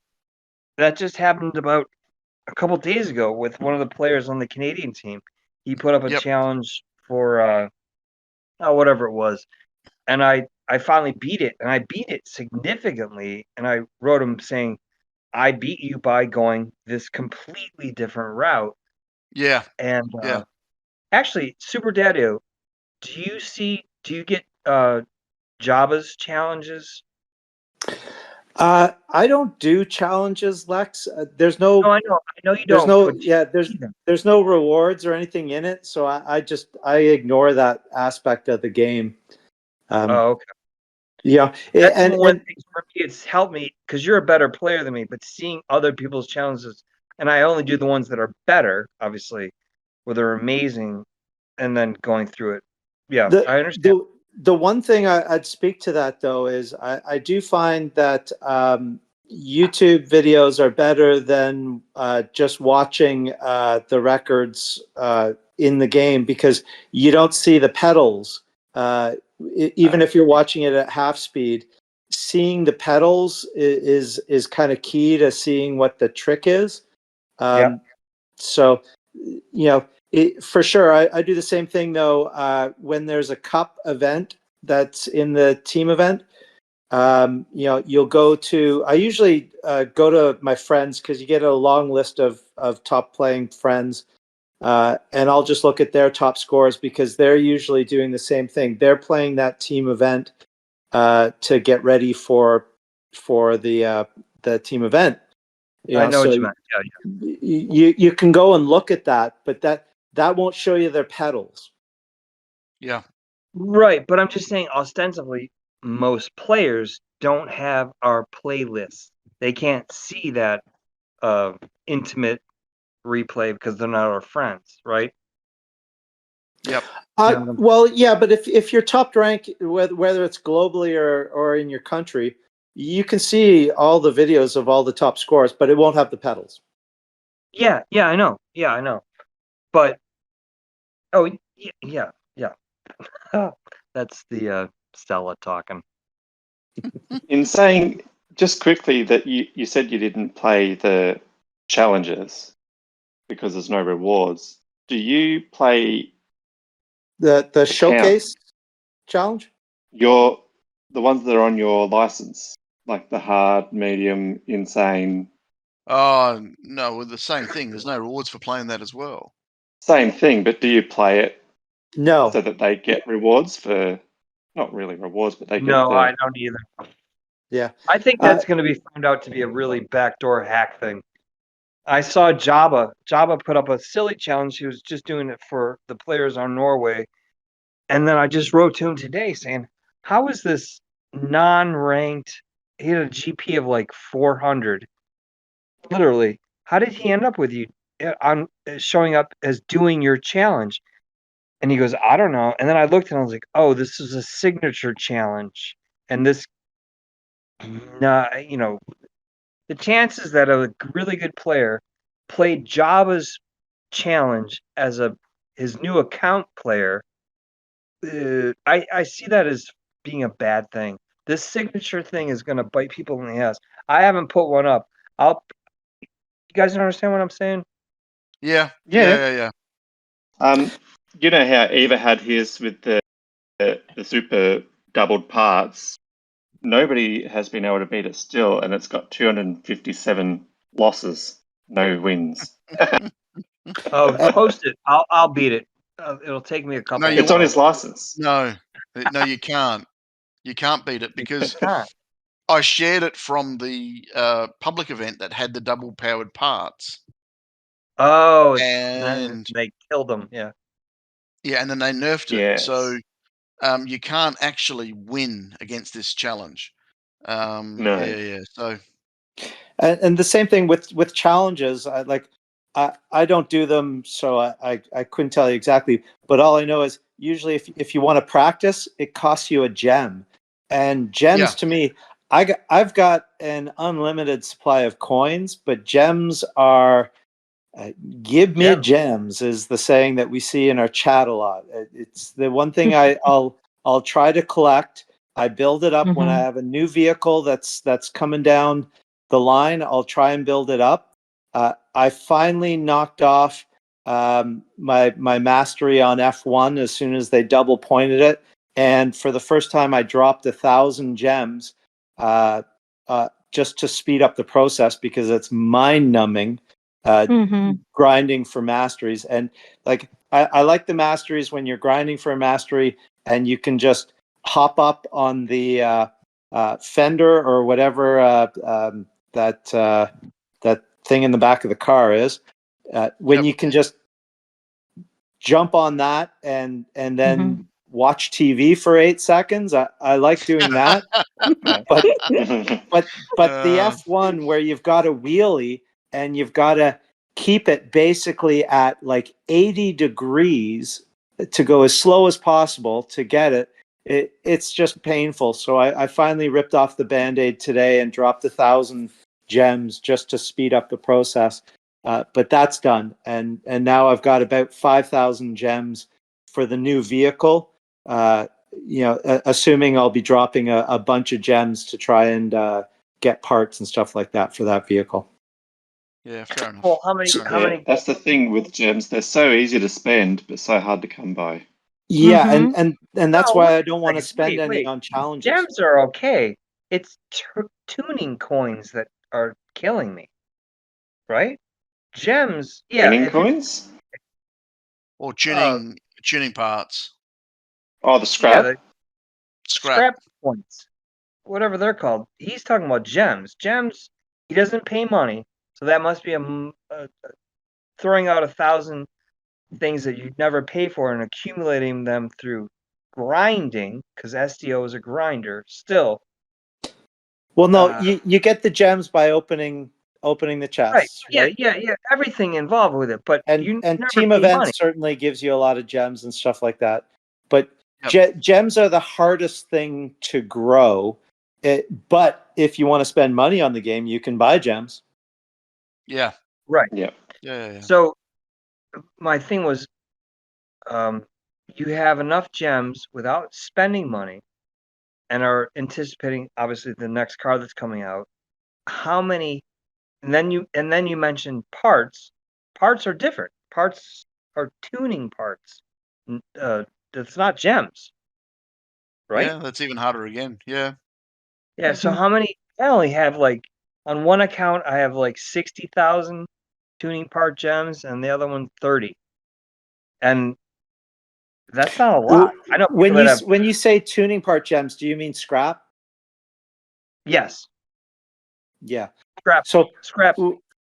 Yeah, with gems, I tend to save them as much as possible for when new vehicles come out, because that's the best way to get parts quickly when they come out. Yeah. So and knowing which parts you need.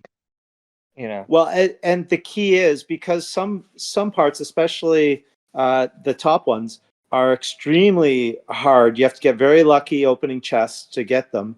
So you have to have enough gems to buy them in the store, right? I always assume, if you have 4 legendary parts, I need 2,000 gems because it's $500 to get that first one.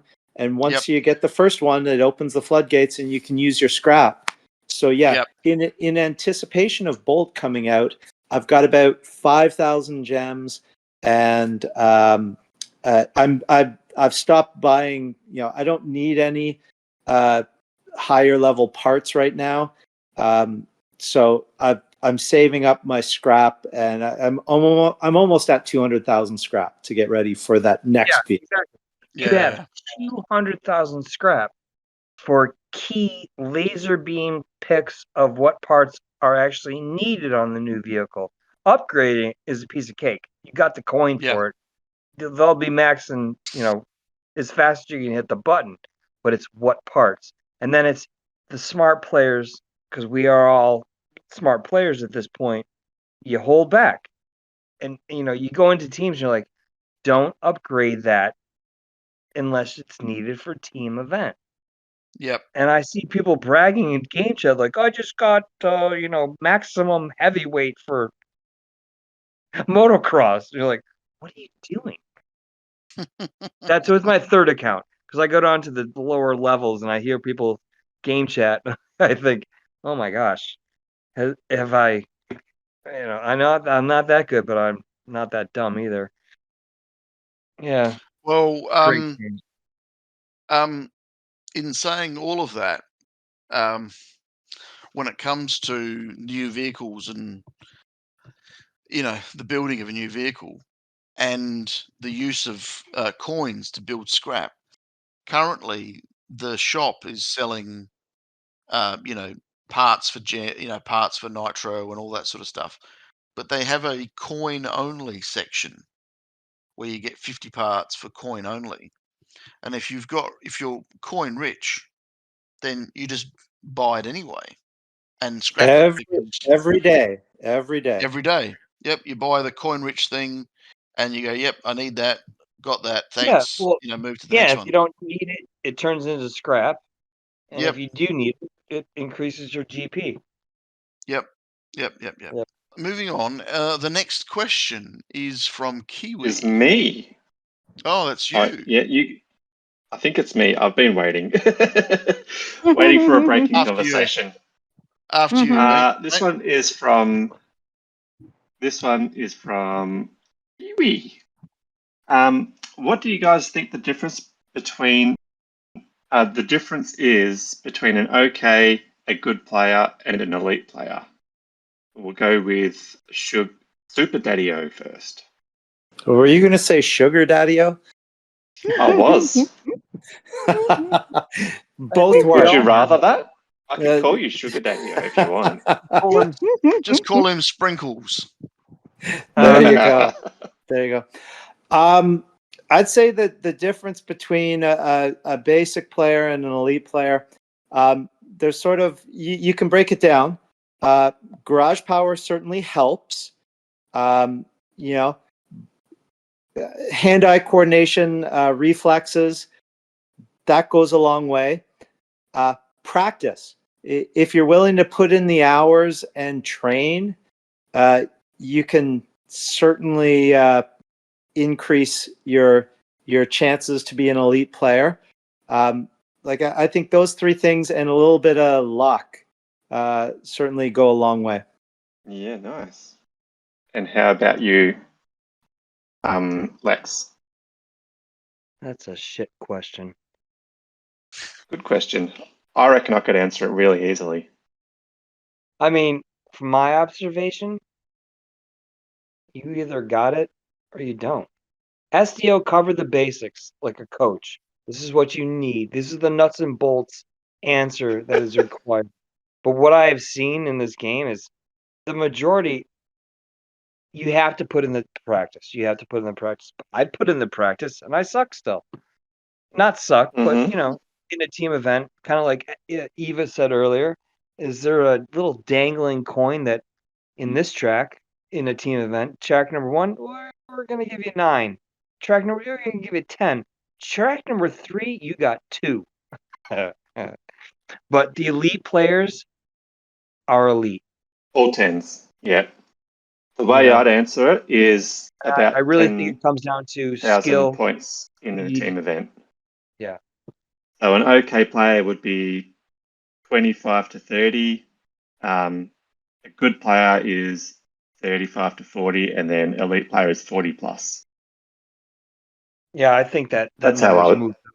I mean, if you can't hit a 30, you're just average, below average. You have to be. I mean, I am a struggling, not good player that has seen the writing on the wall for 6 years, and I work my ass off to hold.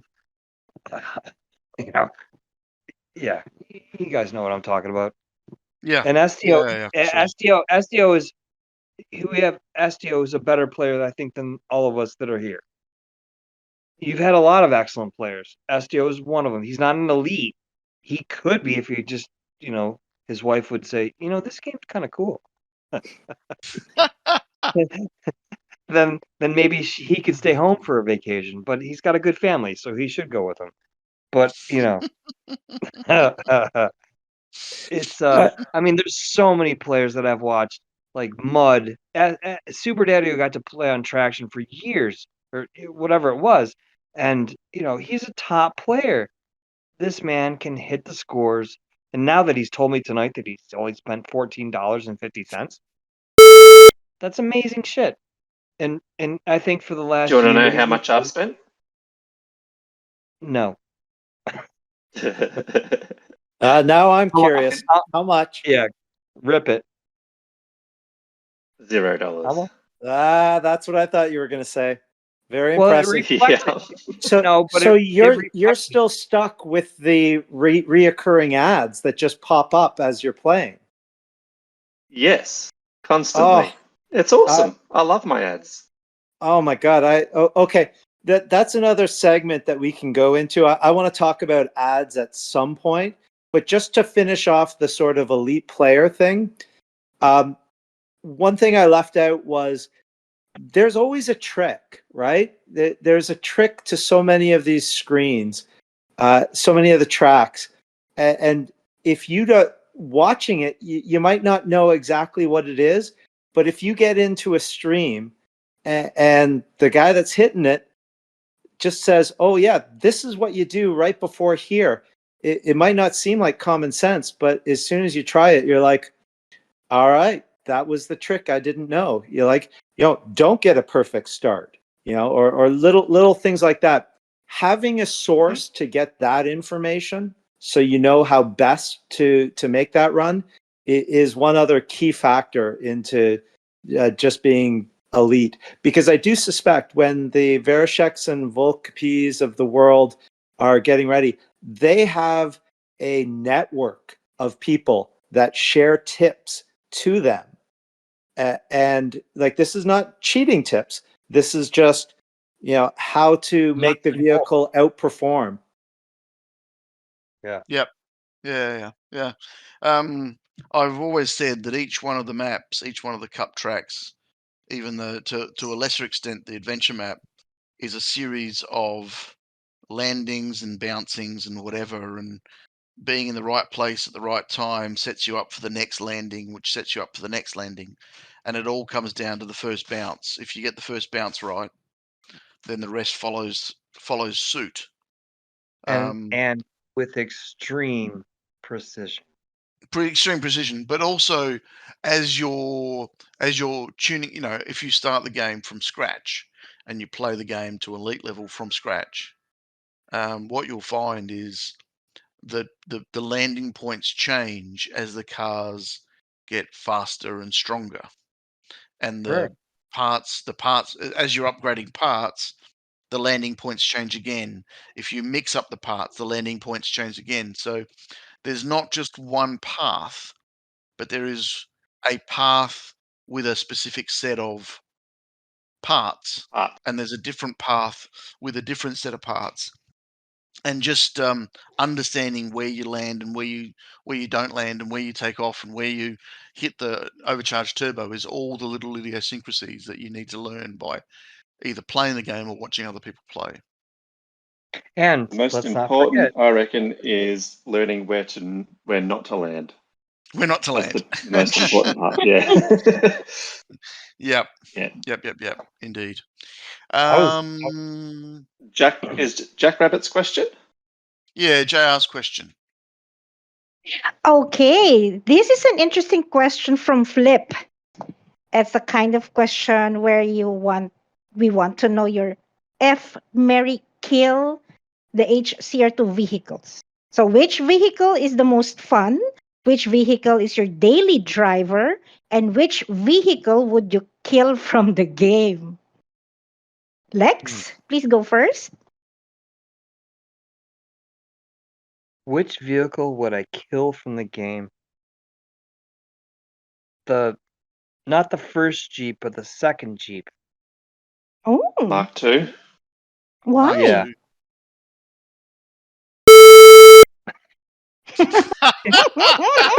No, that was the first option. If I had my choice, if I had my way, I'd get rid of that vehicle today. It's just a dog. I mean, unless you pop the roof and you're perfect with jump shocks or whatever you're going to use it for. Listen, we all know at this point, there's a bunch of vehicles that your overcharged vehicle is only going to be used if it's like a setup for a long jump with fume boost or something like that. OT has gone the way of the Dodo for most vehicles. And on that vehicle, what is it called? Hill Climber 2? Yeah, Hill Climber Mark 2. II. Yeah. Mark II, MK2. I think everything else in the let's go through it because there's so many goddamn cars now. Yeah, even though it's an OG vehicle, I wouldn't be sad to see it go. Because if it shows up in team Oh. event and it's like you have to use that one for multi jump, I'm sorry, shoot me. So which do you find the most fun? All the rest of them. Okay, that's fine. That's fair enough. And which is your daily driver? Actually, I like to every two unless I'm master on an account that I'm doing, I will rotate to stay fresh. Okay, As hard as Nice. it is, I will Yeah. take the worst vehicle through one of the tunnel runs, the new ones, the new tracks, which are tunnels and shit. Mhm. I'll take one without a roof and realize that going through it, use your jump shocks with thrusters and get over everything. And if I die, but mixing it up and staying, it's all about learning. Don't stay in a Yeah, it comfort is. zone in this game. If you stay in a Yeah. comfort zone, you're gonna find yourself. So keep using. Well, like a couple nights ago, we did a streaming, and at the end of it, the Canadians were like, "Hey, let's do a public event." And and one of the guys, we were using racing truck, and someone said, "Let's use monster truck for wheelie," which is kind of tricky. And I ended up like we were going and going, and then someone went, "I'm still going," and I went, "So am I." And yeah, you have to. Yeah, we all know you got to know them all if you want to be Yeah. Yeah. relevant. If you You want got to to be, get out of your if you want comfort to be, zone to be able to Yep. improve. yep, indeed. Yeah. Because we And watch that's what people that. Yeah. That's what Eva was all about. Every vehicle, making sure that I could play every vehicle and getting better with all of them. I've Yeah. done the same. I've done month stints where I'm playing just one vehicle just to see how I can get the best out of it. Right. Mhm. That's how I learned Kanga on the mini Jeep. I played a whole season with just Kanga on the mini Jeep. It was horrible, but I got it Yeah. done. Yep. And I got better Yeah. from it. Yeah. Yep. There's something about the muscle car on starting. There's a way to have it either perfect start using nitro, which is weird, or waiting to the last second and jumping it up to perfect start. So I've noticed that it gives a difference. I think I was practicing swampy one of the newer cup races where there's like 3 ways to use that beginning. Yep. Yeah, it's an interesting game. Like Super Daddy-O's wife saying it's not driving; it's 2 pedals. No, it's it's a it's way Yeah. more than that. Yeah. Pay Yeah. attention. Yeah. Indeed. Yeah. Okay, so what about you, Super Daddy? What's your most fun vehicle, your daily driver, and the vehicle that you would kill from the game? Jackrabbit, you forgot the O at the end. Super Daddy-O. There I'm so you go. sorry about that. That's It's okay. I actually like Sugar Sprinkles. Daddy or Sugar. Sprinkles. it, The way I'd like to hear you say it is Super Daddy. Oh. Okay, let's try Yeah. it. Are you Obviously, ready? his wife's asleep. Ready? Are you ready? I'm ready. Super Daddy. Oh, did I Beautiful. say it right? That's Say it again. perfect. Well, Okay, well, how about if I say it? Super Daddy. Oh. No. yeah.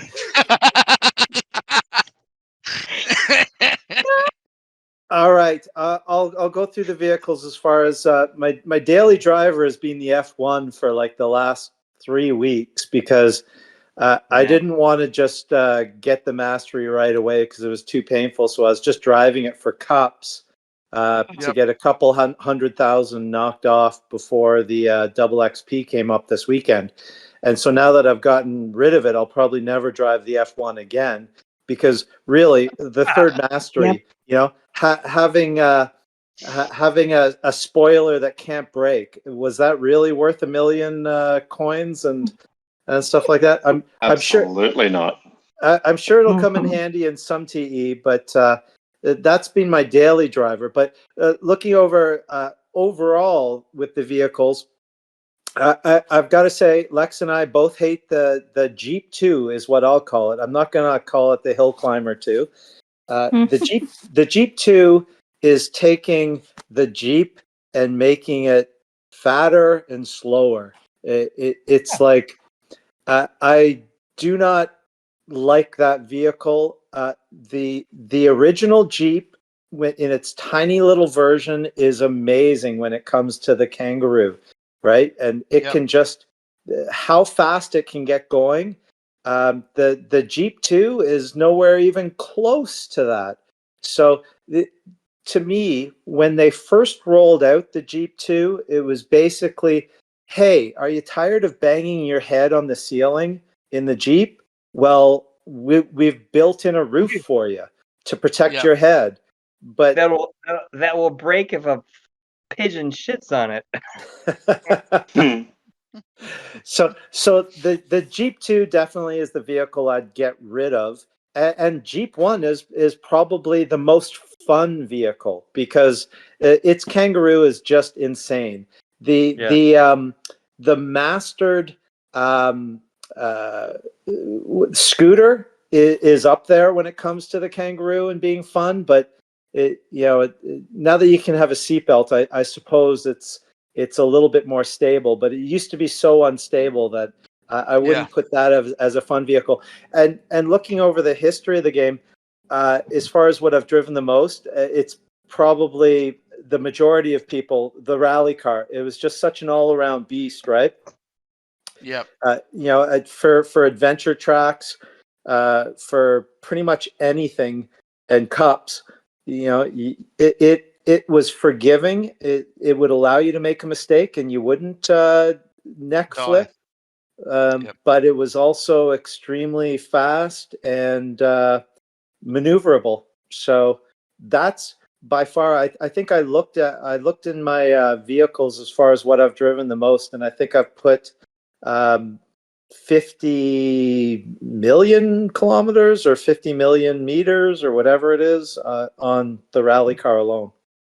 Yeah, fair enough. Fair enough. Alrighty. Well,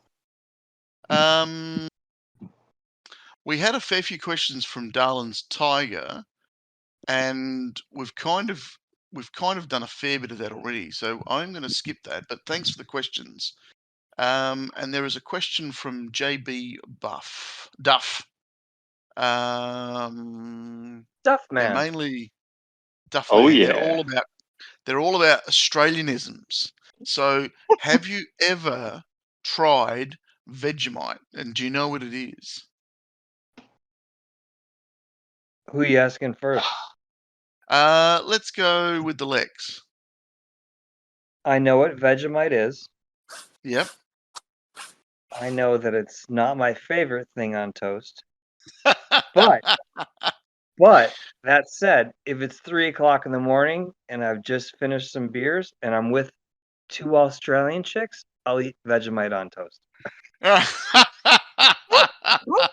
sounds like a dare. Because that happened in Manhattan a couple times. Anyway, Oh. Is it specifically 2 or can it be 1? I said 2. 2 is always better than 1. Uh, And rollerblades on or off is optional. rollerblades on or off is optional. Okay. All right. And you, Super Daddy? Oh, I have never tried Vegemite. yeah. My first thought was that it was like a tube of beige, and that clearly is not it. When I looked it up, No. it looks more like Nutella, but without the nut or the tella. So from what it's being described online, it's like salty. It's like soy sauce paste. So Yeah. I'd probably like it, but I've never tried it. Well, the biggest problem that most people do with Nutella, with Vegemite, is they eat it like Nutella.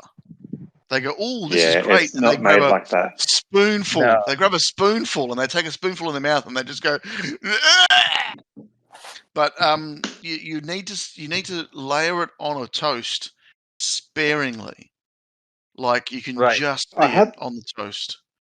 A I drizzle. literally had this conversation with somebody yesterday at work because we were Yeah. talking about spreads on toast, and they don't like Vegemite. I said, "Why not? Yep. Is it because you're putting it on too thick?" And he goes, "See, that's the thing. Yep. I like my spreads to be on thick. If you can't eat it out of the jar by itself, it's no good." Yeah, well, in that case, yeah. Is it Yeah. popular and do Australians like it?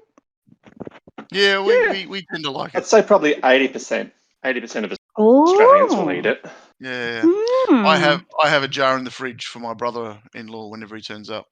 Yeah, I have tried it and once, and and How Steph, long Steph likes how to eat long it. does it last in the refrigerator? A year? Oh, forever. Probably I'm 5. not eating it. Forever. I'm not eating it. I'm not eating it. So it's for my brother-in-law. I'm sure he'll check the date every time he comes over to make sure it's in date. Because And even if it's not in date, it's still good. Mhm. probably. And it's always the thought that counts. It's here It is for the you, thought that brother. It's one of those Yeah. one of those Yeah. foods that you want to find in a zombie apocalypse because it's always going to be Yeah. good. Same as honey. Pete, your question? Yes. I've got one here from Ghost. He wants to know, what's your favorite wheelie event?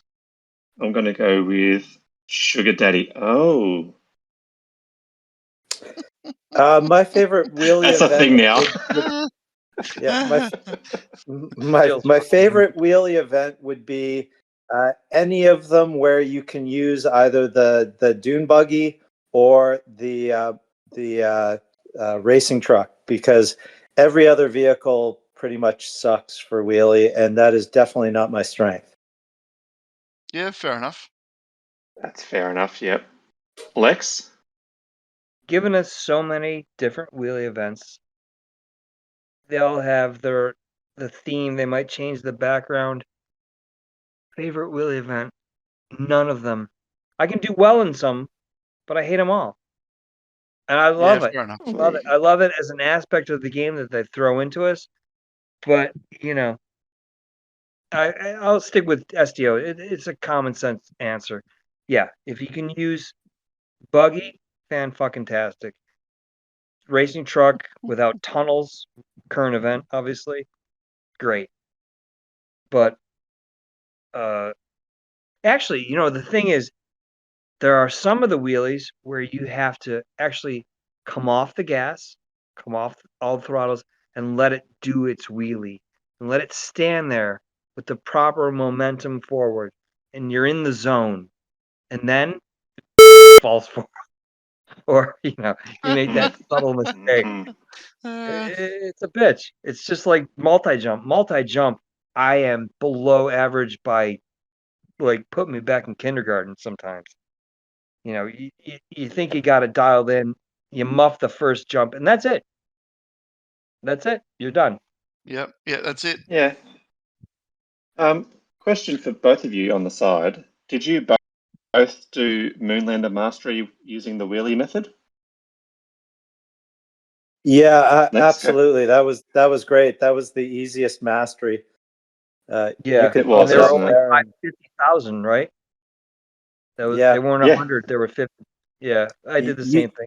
The you could top of set it the and forget it. And the greatest thing was once the moonlander had the fuel efficiency, I think everybody would have 10K'd all of their adventures on it before they nerfed it again, because you could just fly in space forever. Yeah, and then they nerfed that, right? Yeah, they had to get rid of it. Yeah. I think that's the only 10K I have on the moon. Wow, I'm surprised. Yeah, I got a bunch of 9Ks, but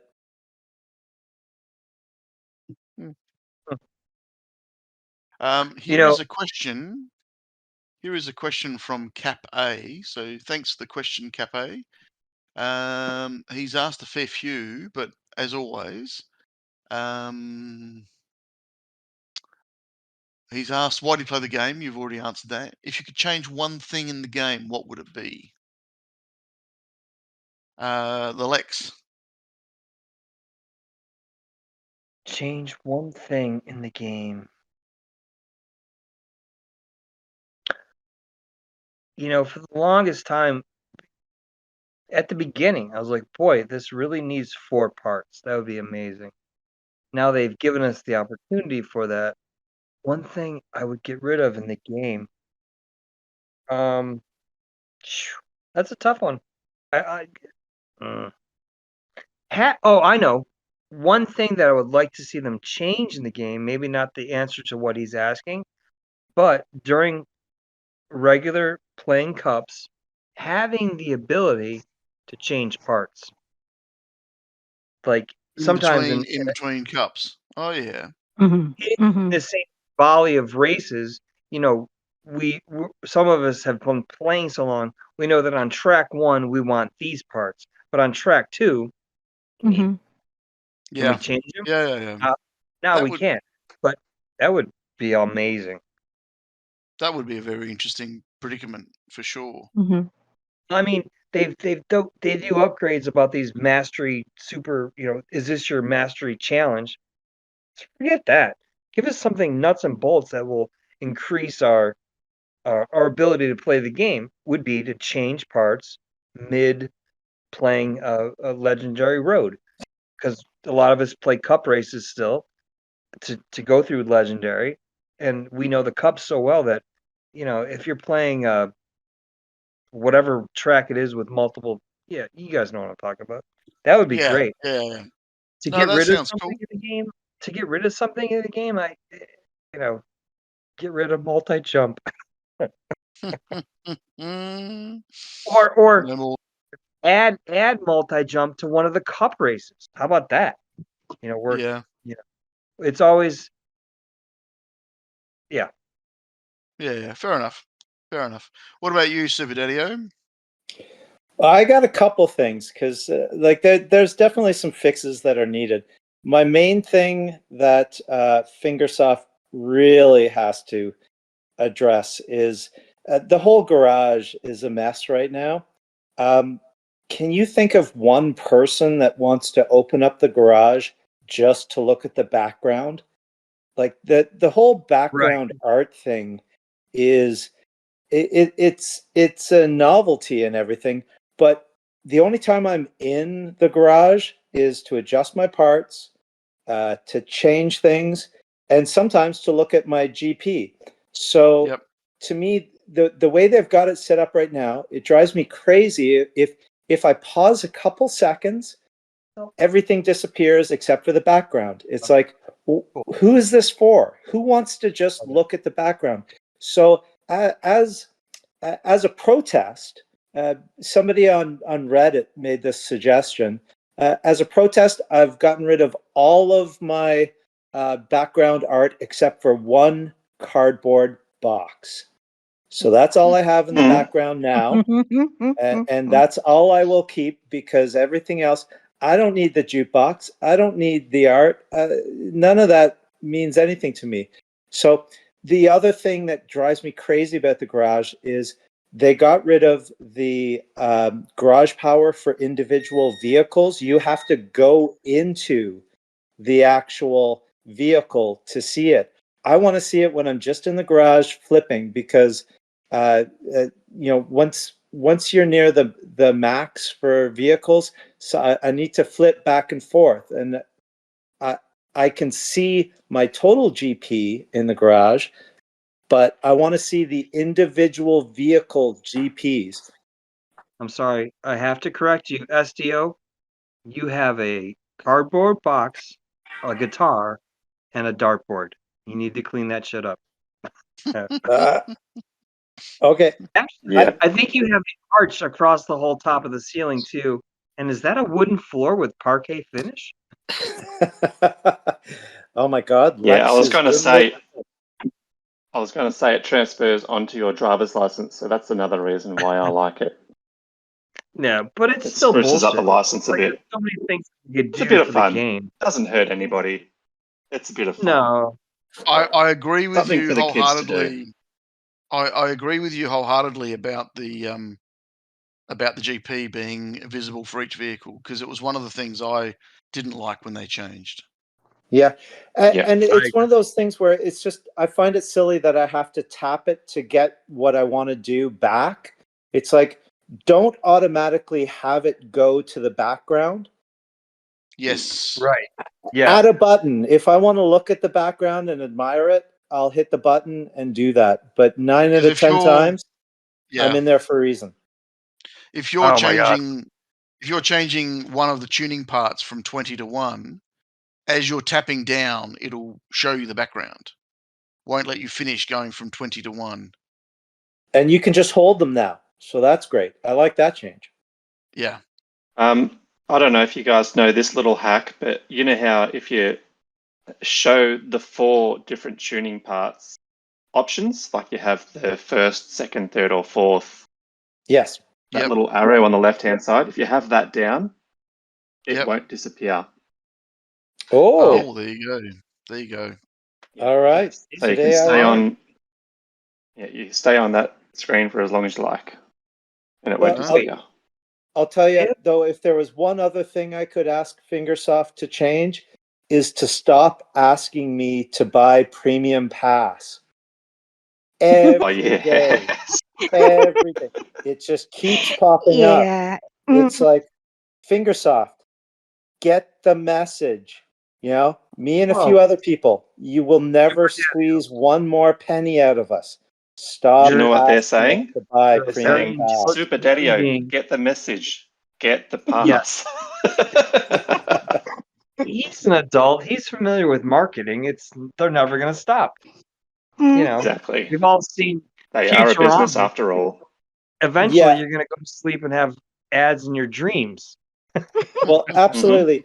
And, you know, I'm not going to hold it against Tony Fingeroos. If he wants to add another 50 meters to his yacht, he's perfectly entitled to it. He made a great game. Good on him.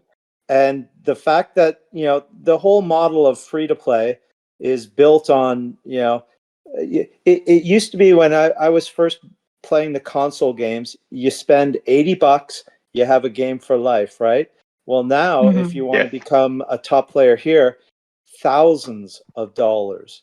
You know, you can have players. I don't know if you guys watch much. I think they've had TED Talks and stuff like that. Fingersoft actually did a really good forum where they talked about, you know, they have the whales. The whales are the people that are so addicted to this game and they have to be at the top level. Vortex. And they spend thousands of dollars. And, you know, the free-to-play players, they get us because the ads, the volume of ads we watch, you know, they get 1/10 of a cent every ad we watch, and it will add up. But that's not that's almost covering their costs, right? It's the kids that love to buy the skins, and the addicted players that need to have the higher GP now instead of later. Like that's one thing I've really gotten better at as far as just being patient. Like grinding masteries is brutal, so I'll just wait for the double XP weekend now. Mm. The worst enough. was, though, like Fingersoft, you're right, they're in the business of making money. So with the glider, that was the worst they've ever been with a new vehicle, because it used to be, it was a public event. You could just drop a bunch of gems and grind it out quickly on that first day, and you'd have that vehicle right away. I had to wait like 5 weeks before I was eligible to get the vehicle, because I wasn't going to buy a premium pass. And so I just sucked it up and I waited, but they threw it into almost every team event. So it cost me being competitive in team events for about a month. Yeah. You're a patient man. Some say patient, some say cheap. I don't know. I say smart. Smart. All right. So is that my question then? I think it was Jackrabbit's turn now. JR, your turn. Here is a question from Ozzy Jake. He wanted to ask, what is your favorite part from each rarity? Lex, please go first. What was my favorite part from Nitro? It's changed the game. Was that the question? Pretty much. I think so. Mm-hmm. Yeah. Mm-hmm. Yeah, Yeah. I mean, the best new part that they've introduced was Nitro. Are all What's your your Nitros favorite max? legendary? Afterburner was What about supposed your to favorite be like common? Say again? So that was your favorite legendary. What about your favorite common and epic parts? Yeah. Well, it comes down to what vehicle it's on. Yeah, that's a very tough question. It's a tough Let's question. just- I mean, Yeah. and your skill set. Can you take formula with just start boosts, jump shocks, and landing boost and turn it into a 7 A weapon. seconds? Right. Yeah. Or can you as a player turn that same thing into 42 seconds, because you don't know how to do it. There's the track where you jump across a canyon, and do you want to have thrusters for this one with landing boost, or there's people that can't even achieve those. That's a tough one. Pass. And SuperDaddy-O, what are your thoughts? Mm-hmm. Well, for sure, Nitro is pretty versatile. Like, unlike Coin, when it comes to legendary parts, Coin, you got to hit coins. Gas, you got to hit the gas. But with Nitro, you can pick exactly when the boost happens. So that was a game changer, and especially with masteries, if you level all of those up and do them together, you get these insane speeds. Especially like the beast. Now that you can start with it already broken. Yeah. Like I've had some tracks where I run it with the mastered beast. Well, that sounds actually really bad if you say it. My mastered beast.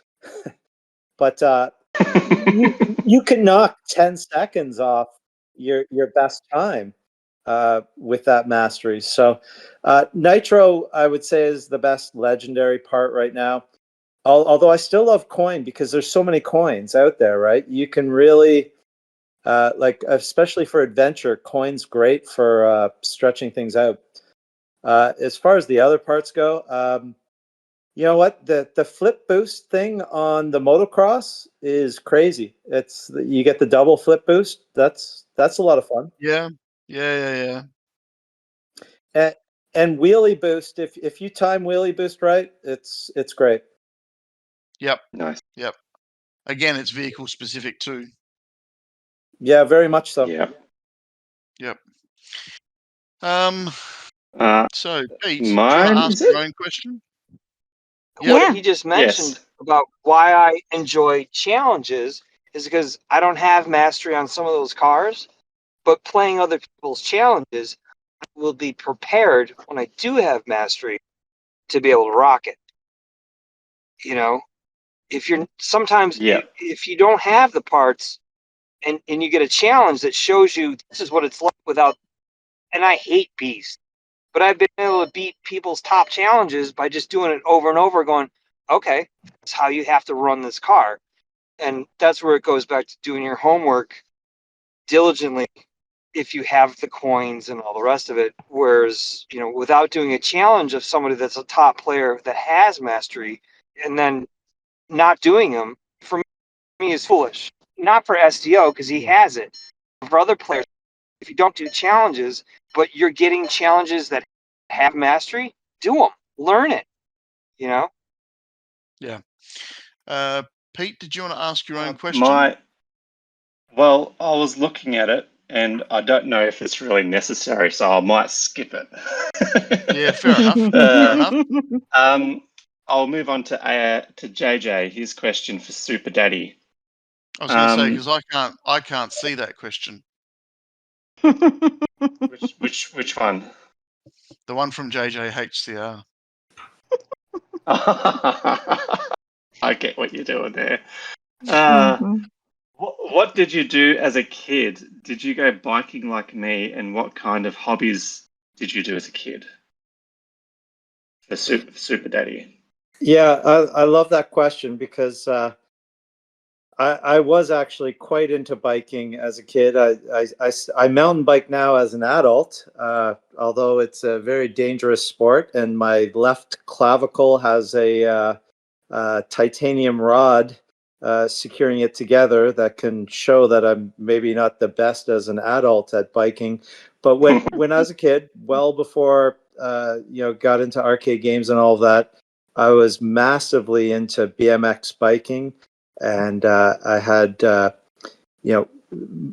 my friends and I would swipe bike parts and build the best top bike you could possibly have, and it was a big passion of mine when I was quite young. So yeah, I was big into biking. Nice, very nice. Yeah. And you, Eva, Lex? Yeah. that was for Super Daddy only. Oh, was it? Oh, Yeah. there you go. Okay, I can add a funny story about that if you want. Yeah, go on. Please do. So when I talk about building the perfect BMX bike, I'm talking about, this is before the arcade took all my money. So I had thousands of dollars into my BMX bike. So you can imagine what that's worth in the 80s. So I remember at one point going into our local bike shop and saying to the guy, I just bought these drilled out titanium hubs. I dropped 3 ounces of weight because these hubs, these $600 hubs that I bought are so elite. And he looked at me, he said, you could probably just drop a few pounds and you'd be just as far ahead. Yeah. I might have been a little chunky as a kid. Well, we've had that conversation with people in car racing, club level car racing. They're going, "Oh, I'm trying to save a couple of kilos." Well, I just say to them, "Don't have the pie with sauce." Yeah, put the sandwich down. Yep. Throw Have away lunch the when you get poutine. home. Yep. Have lunch when you get home. So yes. So that means is whose question is it now? It's your turn now, Eva. It's You get my the big turn one. again. I get Yes, the big one. you get the Now, long list of questions. So there is a question here. When I say a question here, there is 2 about 20 episodes worth of questions. questions. Yeah, there's 2 episodes worth of questions from Hydro, and you've answered some of this, but I will ask, because Lex, you've been doing a fair bit of this. How many world records do you have? I don't think any. Oh, okay. No, I mean I have a lot of I like to switch flags, go into a country if I'm racing for that specific team at the time with one of my lower accounts, Yep. and see how good I can do against a whole country as a shit player, and I'll find that I can end up in the top 10 on multiple vehicles, and then I'll pass that information on to the people in that country. Like, well, what are you guys doing? Do it like this. But I don't think I have any world records, and I've Okay. never even tried for it. I just try to emulate, like I said earlier, go into the Other people's. past, Yeah. yeah, and learn how to do Yeah. it. And it's home. You have to do your homework. Yep. What about you, No Super world Daddy? records. Just for being the second funniest alien on the planet. Yep. No, same thing with Lex. World records. It's not even something I've spent any time on. Typically, I'll only focus on a track when I'm getting ready for a team event, and by then the whole world is focusing on that track, right? So Yeah. I'm not picking a cup just to try and get the top. I'm more rewards based, right? So. Yep. Yeah, no, fair enough. Okay, so and one of his other questions, which I thought was pretty nice, is if you could go to anywhere in the world, where would you go? Huh. Well, I'm kind of a homebody. We just drove back from Florida, so I'm in no rush to go anywhere. We have traveled quite a bit. We go to Mexico. We've been to the Dominican. We've been to Cuba. A lot of always a place with a beach. So You know that Australia's surrounded by water. yeah, but you guys have spiders, so right away my youngest daughter is not going there. You're worried about the spiders. Yeah, we have some of the most dangerous spiders in the world. We have some of the most dangerous snakes in the world. We have some of the most dangerous octopus in the world. And you're There worried is then you no throw safer on, place in the world. you forgot about all the koala bears with syphilis. Oh, We they don't. only have sex. They only have sex with each other, so you're lucky. We don't have brown bears though, so there's always that. I mean, how much I'll can a tell you, koala bear? there's Just enough, I think. there's lots of places I'd like to travel, but when you have a family of 5, traveling sometimes being at home is good. Although with a beautiful wife and 3 gorgeous daughters, I'd like to point out the one place I don't want to go, and I'm sure there's many places. I don't want to go to one of these places like Dubai where women are second-class citizens. You know, they Yeah, can't drive or they can't do anything like that. Like I know that's a we fair don't want to point. get political or anything like here, but there's so many places in this world that discriminate whether it's your sex or your skin color. Yeah. I like Canada, and I think Australia is pretty similar. They're good places Yeah. to live. Hey, Same here. Lex, if you could go anywhere in the world, where would you go? St. Thomas or one of the Virgin Islands. Snorkeling, Nice. skin diving, or the Australian. Any one of. I love the water. I'm. Did you say I grew up. snorkeling? You want to go snorkeling? Yeah, I don't want to go diving. My ears can't handle it anymore. But Okay. yeah. I mean, why is Nice. What's snorkeling a skin bad thing? diving? No.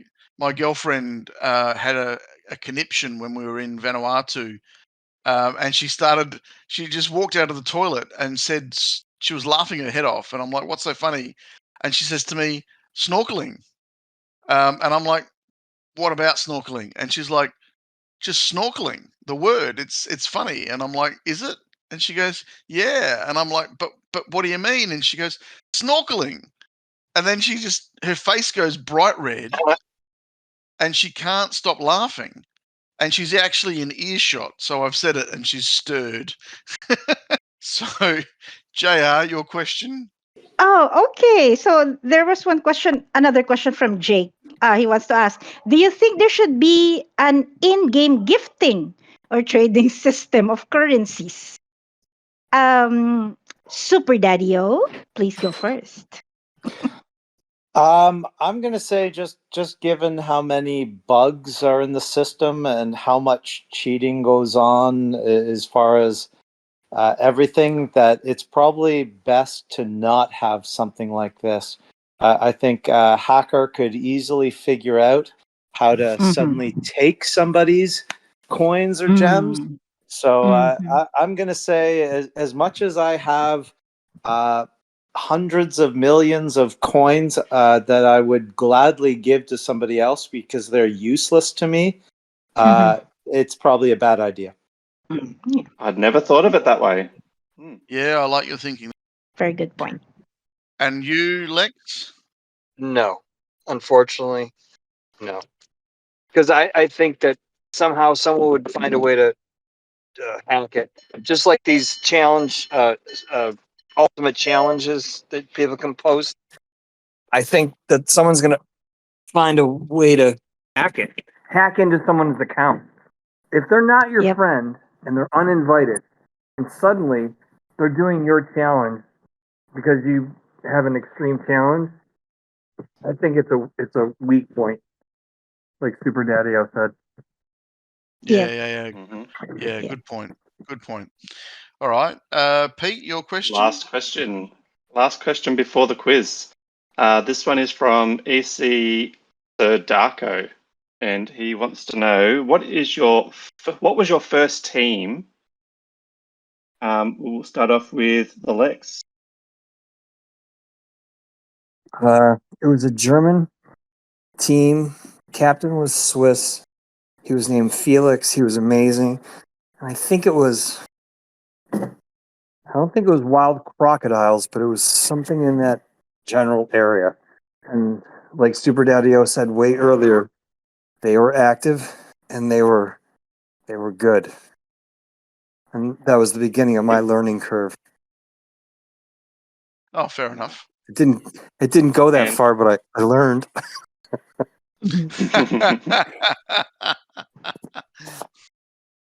And SuperDaddy-O? Like I said at the start, my first real team was active only.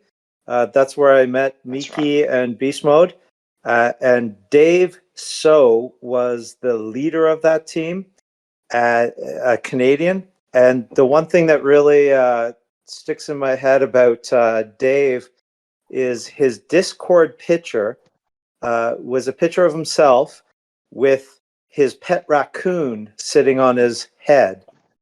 So there you go. That's a good one. Of course. There's a couple of other questions, but I'll skip them because they've already been answered. And the last one is, do you have all masteries currently? The Lex. No. Nope.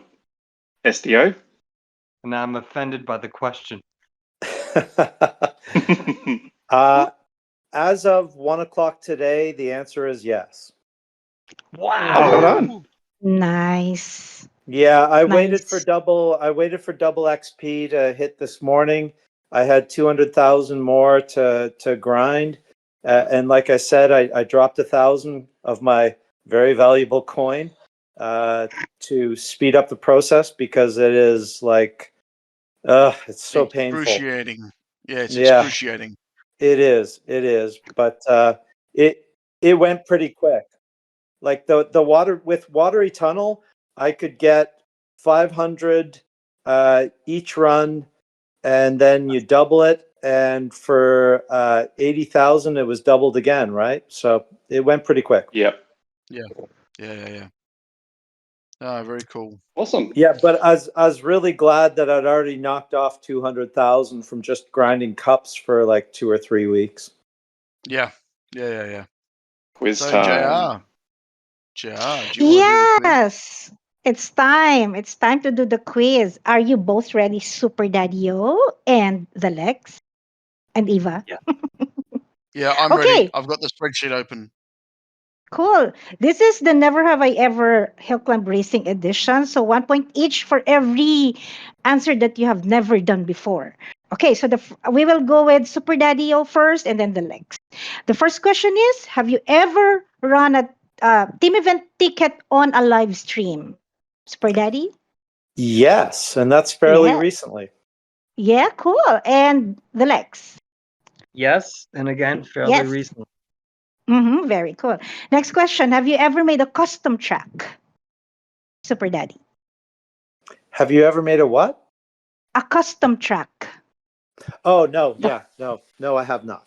You have not. And the Lexx? I know where it is on the game screen, and I've opened it several times and thought, how the do I use this? So my answer is no. God damn it. No. But Okay. but I will say that the custom tracks, the what is it, showcase event, that's a Yep. great addition to the game. Like they make so many fun tracks. The Yeah. only downfall is they put in all this hard work to build this amazing track, and half the Yeah. time you just fly over the whole thing in your Moonlander. Right. Just a quick story. I watch Daspo.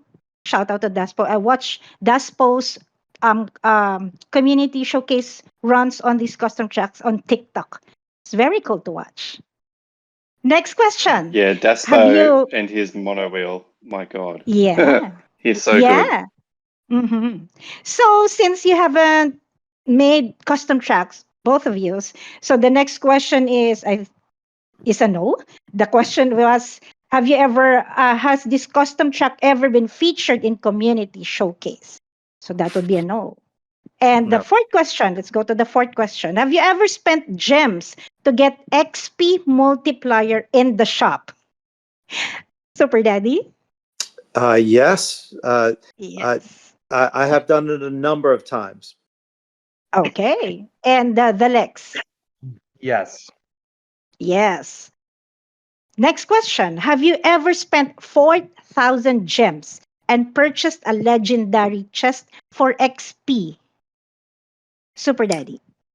For me, that's an absolute no. That's way too many gems, and I think Yep. Vereshek is the only one I've ever seen that drops that many gems. Oh, really? I would never do the same thing. And the Lex, what about you? Yeah. I as low as my IQ is, I would never do that. Okay. Next question. Have you ever spent real money in the game? Super Daddy-O? As I've established, it's $14.49. I did it once, and I'll never do it again. And the Lex? Um, let me give my answer like this. While doing construction, sometimes our bosses would ask, "Did you guys do that over there?" And we would say, "Well, what do you think?"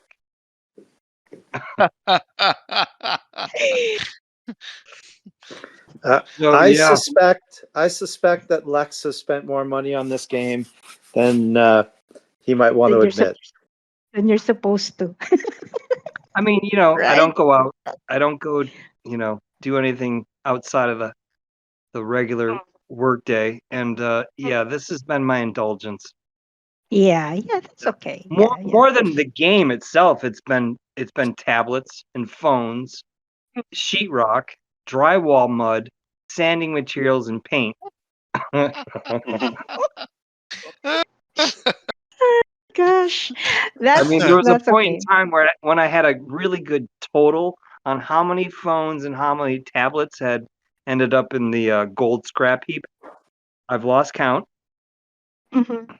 but now about 6 months of hardcore yoga, stretching, I'm down to 1 or 2 a week. Okay. Number 7 question. Have you ever completed masteries for all current vehicles with mastery? That's 16 out of 30 vehicles. Super Daddy. All in. Yes. Good job. The Lex. Yeah, I have not all of them, no, but I have Yeah. enough for next event, which is going to be mastery on all that's needed, I believe, is going to be sports car, and having Yep. the rest of the parts for Raider, the glider, and what's the other car? Anyway, yeah, but no, Yeah. no. Mastery is It's a a Okay. muscle car. is a Muscle muscle. car's Yeah, the other muscle one. car. Yeah, muscle car. Yeah, Okay. landing on that island and getting to the little puff boost that gets you through the middle. Hmm. Okay. Next question. Have you ever thought of giving up playing the game? Super Daddy. Not seriously. At times, like there will come time when Hill Climb Racer 3 comes out. I think we'll all have to make a decision. I don't know if I'll start a new one. And we're all kind of pot committed as far as what we've invested in this game. So who knows? Does that count, Eva? Yes or a no? That's definitely a never. He's never thought about it. Probably. Never. Yeah, Okay. I've Yeah. never seriously contemplated Yeah. it. Okay. Okay. Yeah. And the Lex, have you ever thought of giving up the game? Huh. It's not necessarily that I've thought about giving up the game. I have thought about seriously going into counseling to help me redirect my energies towards different things. Hopefully, and I've told the counselor, like, listen, I need some help here. I don't want to give this up, but I need some help. And they have said to me, really, dude, you need to quit. You're not that good.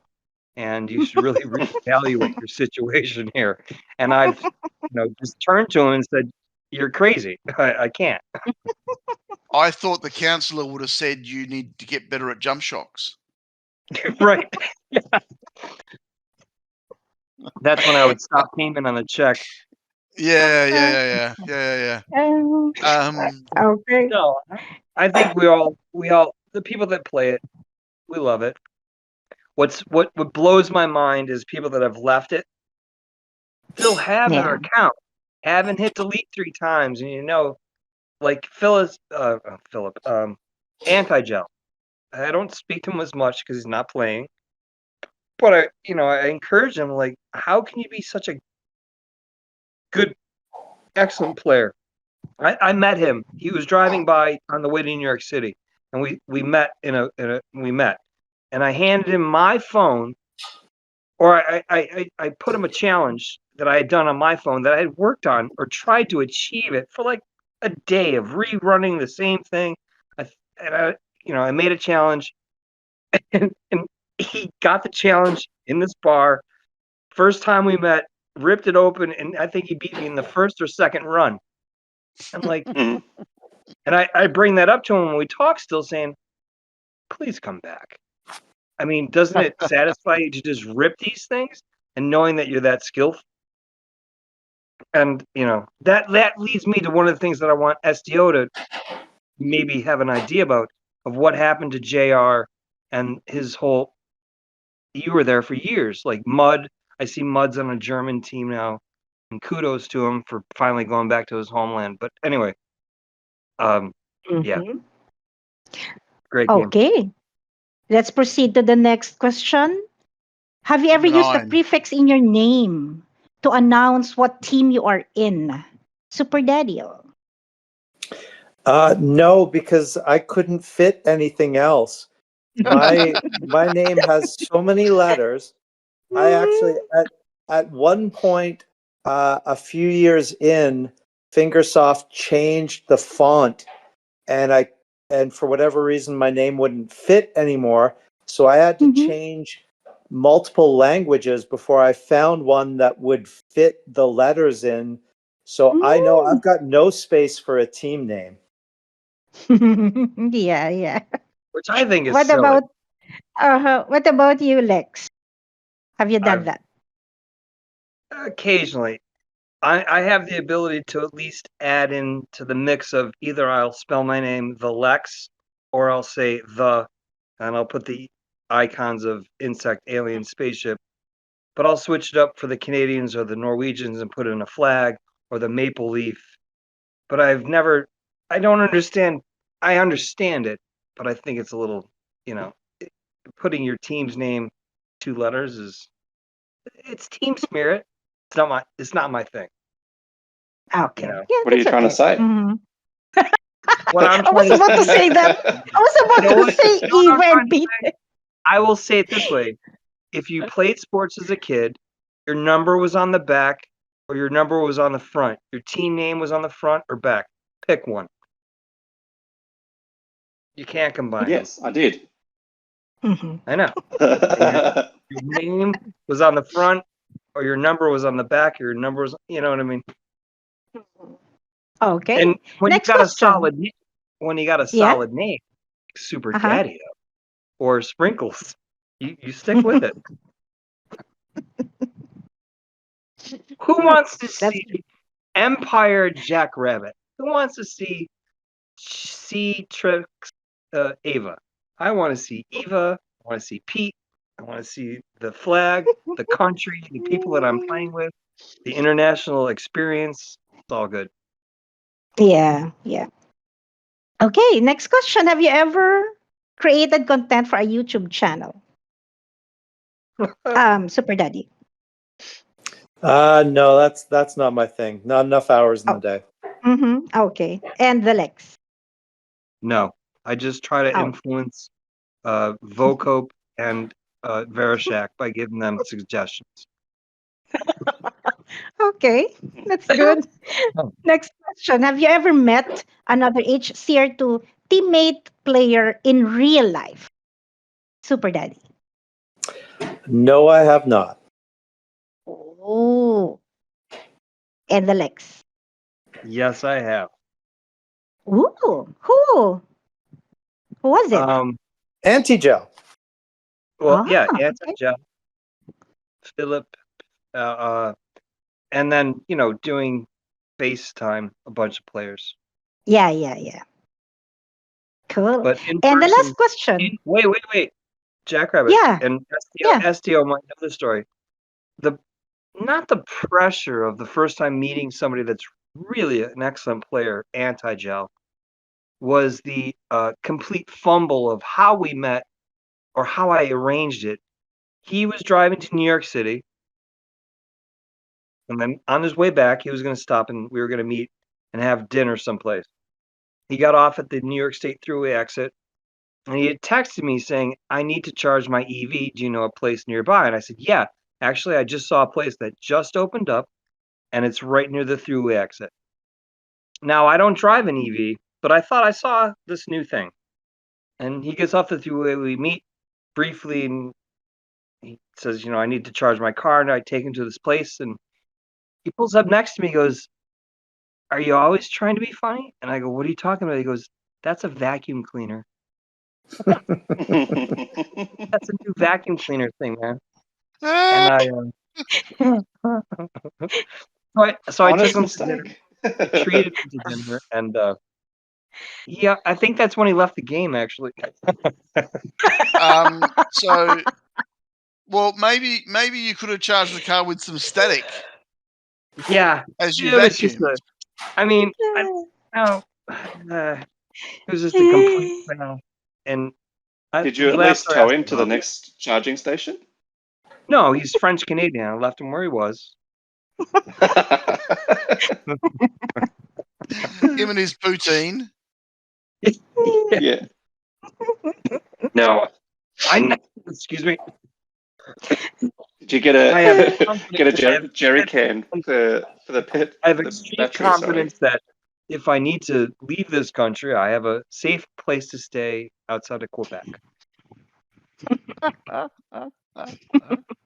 He said his huskies have a great shelter, and he said you're welcome to it. Well, Mhm. last Okay. question, I think.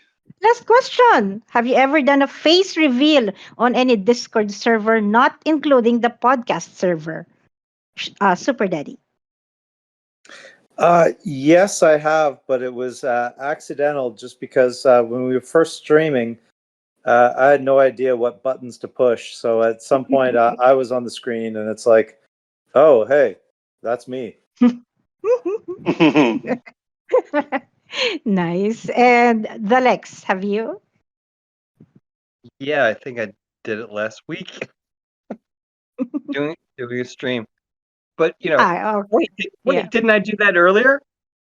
Here, No, not No, on except ours. not Not on on our our server. server. Mm-hmm.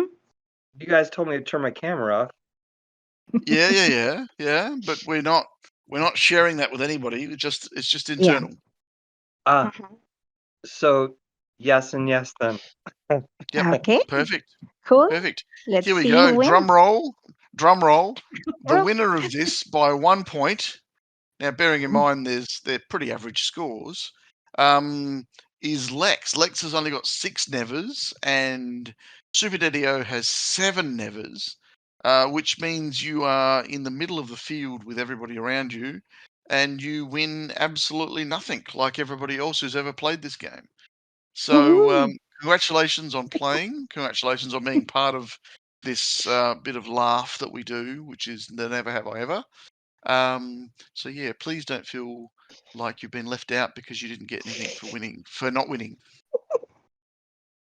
What was the first part again?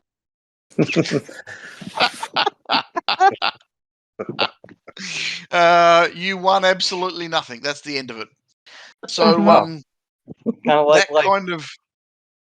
kind of like life. Yeah. So that kind of brings us to the end of the podcast. So But there's going to be an after party, right? I was yeah, there's told. an after party. Yeah.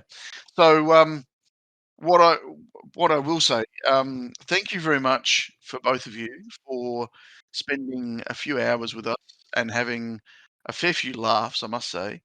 Yeah. It's been quite a wonderful trip. We've had lots of tangents, which have been quite interesting tangents, I must say. And none of them were yours this time, Eva. I know. I was keeping I'm quiet. surprised. Yeah. So I must say thank you very much. It's been wonderful having you on, and I look forward to editing this because there's going to be a lot of Fs. I might miss one or two here or there. I don't know. But yeah, so if you have been listening, I really appreciate you've been listening, and thanks for all the questions as well. JR, did you have anything else to say? Well, thank you for your time, Super Daddy-O and the Lex, for being on the podcast. And thank you to the community for giving your questions. And just a quick shout out to Pro J. He was the one who suggested Super Daddy and the Lex to be on the podcast together. So that was several months ago. I think that was back in November. So thank you so much, Pro J. And a quick shout out to Flip. Thank you, Flip, for organizing everything and being here and just having you here on the podcast behind the Are you scenes sometimes. thanking Flip? Are you thanking Flip 1, 2, 3, 4, or 5? All of the above. All of the All of above. the flip. And I All must of the say, flip. if you So, if you haven't yeah. been on the Fingersoft server, go Uh-huh. into the Fingersoft server. So look into the Fingersoft fan art. Flip has posted a very cool picture or artist's impression of what the bolt will look like, and I think it's pretty cool. So Mhm. by all means, go and have a look. Yes. You could even put it on the YouTube video. I probably could. I'll have to Yeah. get his permission. I reckon you could. Pete, what about yourself? Yeah, so thanks guys for spending a few hours with us. It's been very, very interesting talking about your hill climb journeys and everything else in between. Thank you for the AusNZ and Team Canada server for posting questions for the episode. And thank you everybody who listens. Keep it up. I'm on it. See you Yeah. guys next So- episode. Before we go, No. any shout out from Super Daddy and the Lex? You know what? I just want to say I'm very appreciative of all the work that you guys do to put together this podcast. And a big shout out to Team Canada. It's great being on there. That's probably where I'm going to stay. So it's been nice. I've been here. I've been on the team for probably it's getting close to 9 months, and I don't see me going anywhere else. So if you're a Canadian player and you like driving, or even if you're beyond Canada and you are looking for a top team, talk to P. Diddy. And the I think Lex, what about you? Any shout outs? shout outs to so many of the players that have allowed me forgiveness to be back to where I am in the CC division with wonderful people, and the Canadian well, not to go into the question. It's time, I think, to shake it up again. Do we want to go nationalism and pick the best players from certain countries to play for those countries? I mean, it can't hurt to pull back the multinational teams that are ruling the top of the top. If they all went back to their countries, would that help reset the top? Make it more change the top. Maybe part of that is Fingersoft devises a way. I don't think they can. I think it comes down to the players. It's not like we're playing professional sports and we're getting paid. But now that's been opened up. People are playing it and getting paid. So what if these people, what if Fingersoft allowed a way of grouping your score in a team event by your country and then pitting country against country? And Like maybe the having the top ICC. 50 players. Yeah, like the ICC, having top 50 players from each country, and not doing it as a separate thing.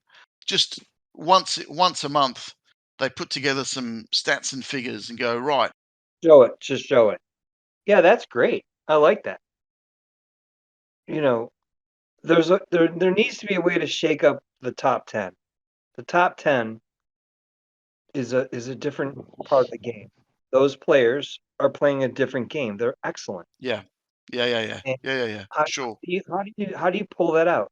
How do you get Vereshek's 4 accounts, Vokop's 4 accounts, Scared, the amazing players, and go, we don't want to just say you guys can't be the top, but how do we smooth it so that other people that have been playing this game for so long can, yeah. Yeah, no, I hear you. And not trying to disrespect all those organizations that have worked so hard to get where they're at. But yeah, just for sure. For shaking up. Yeah. Yeah. Tough one. Well, thanks for listening all this way. Now, the one big takeaway from this whole podcast, which is something that has rocked someone, is do not cheat. Do not cheat. And enjoy the game as it's meant to be played. Enjoy the game with your mates, and do not cheat. So if you have been listening for this long and you are still listening, please like and subscribe. We're getting close to 400 subscribers on YouTube after the restart that we did.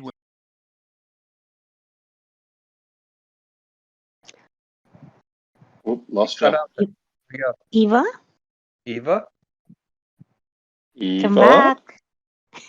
Eva. Oh my God, we're at the last stretch. Come on. Did he get emotionally swept away when it was talking about cheating? I mean, it's not cheating now. In my opinion, that was cheating. Now it's hackers. If you're still listening here at this end of the podcast, it's quite a long one, and you are still listening, please like and subscribe to our podcast. We really appreciate all the comments and likes. So please leave your message. We will listen, we will respond, and we will do our best to come back to you. Thanks very much, everybody. Have a wonderful weekend. Bye. Bye. Bye. Bye, everyone.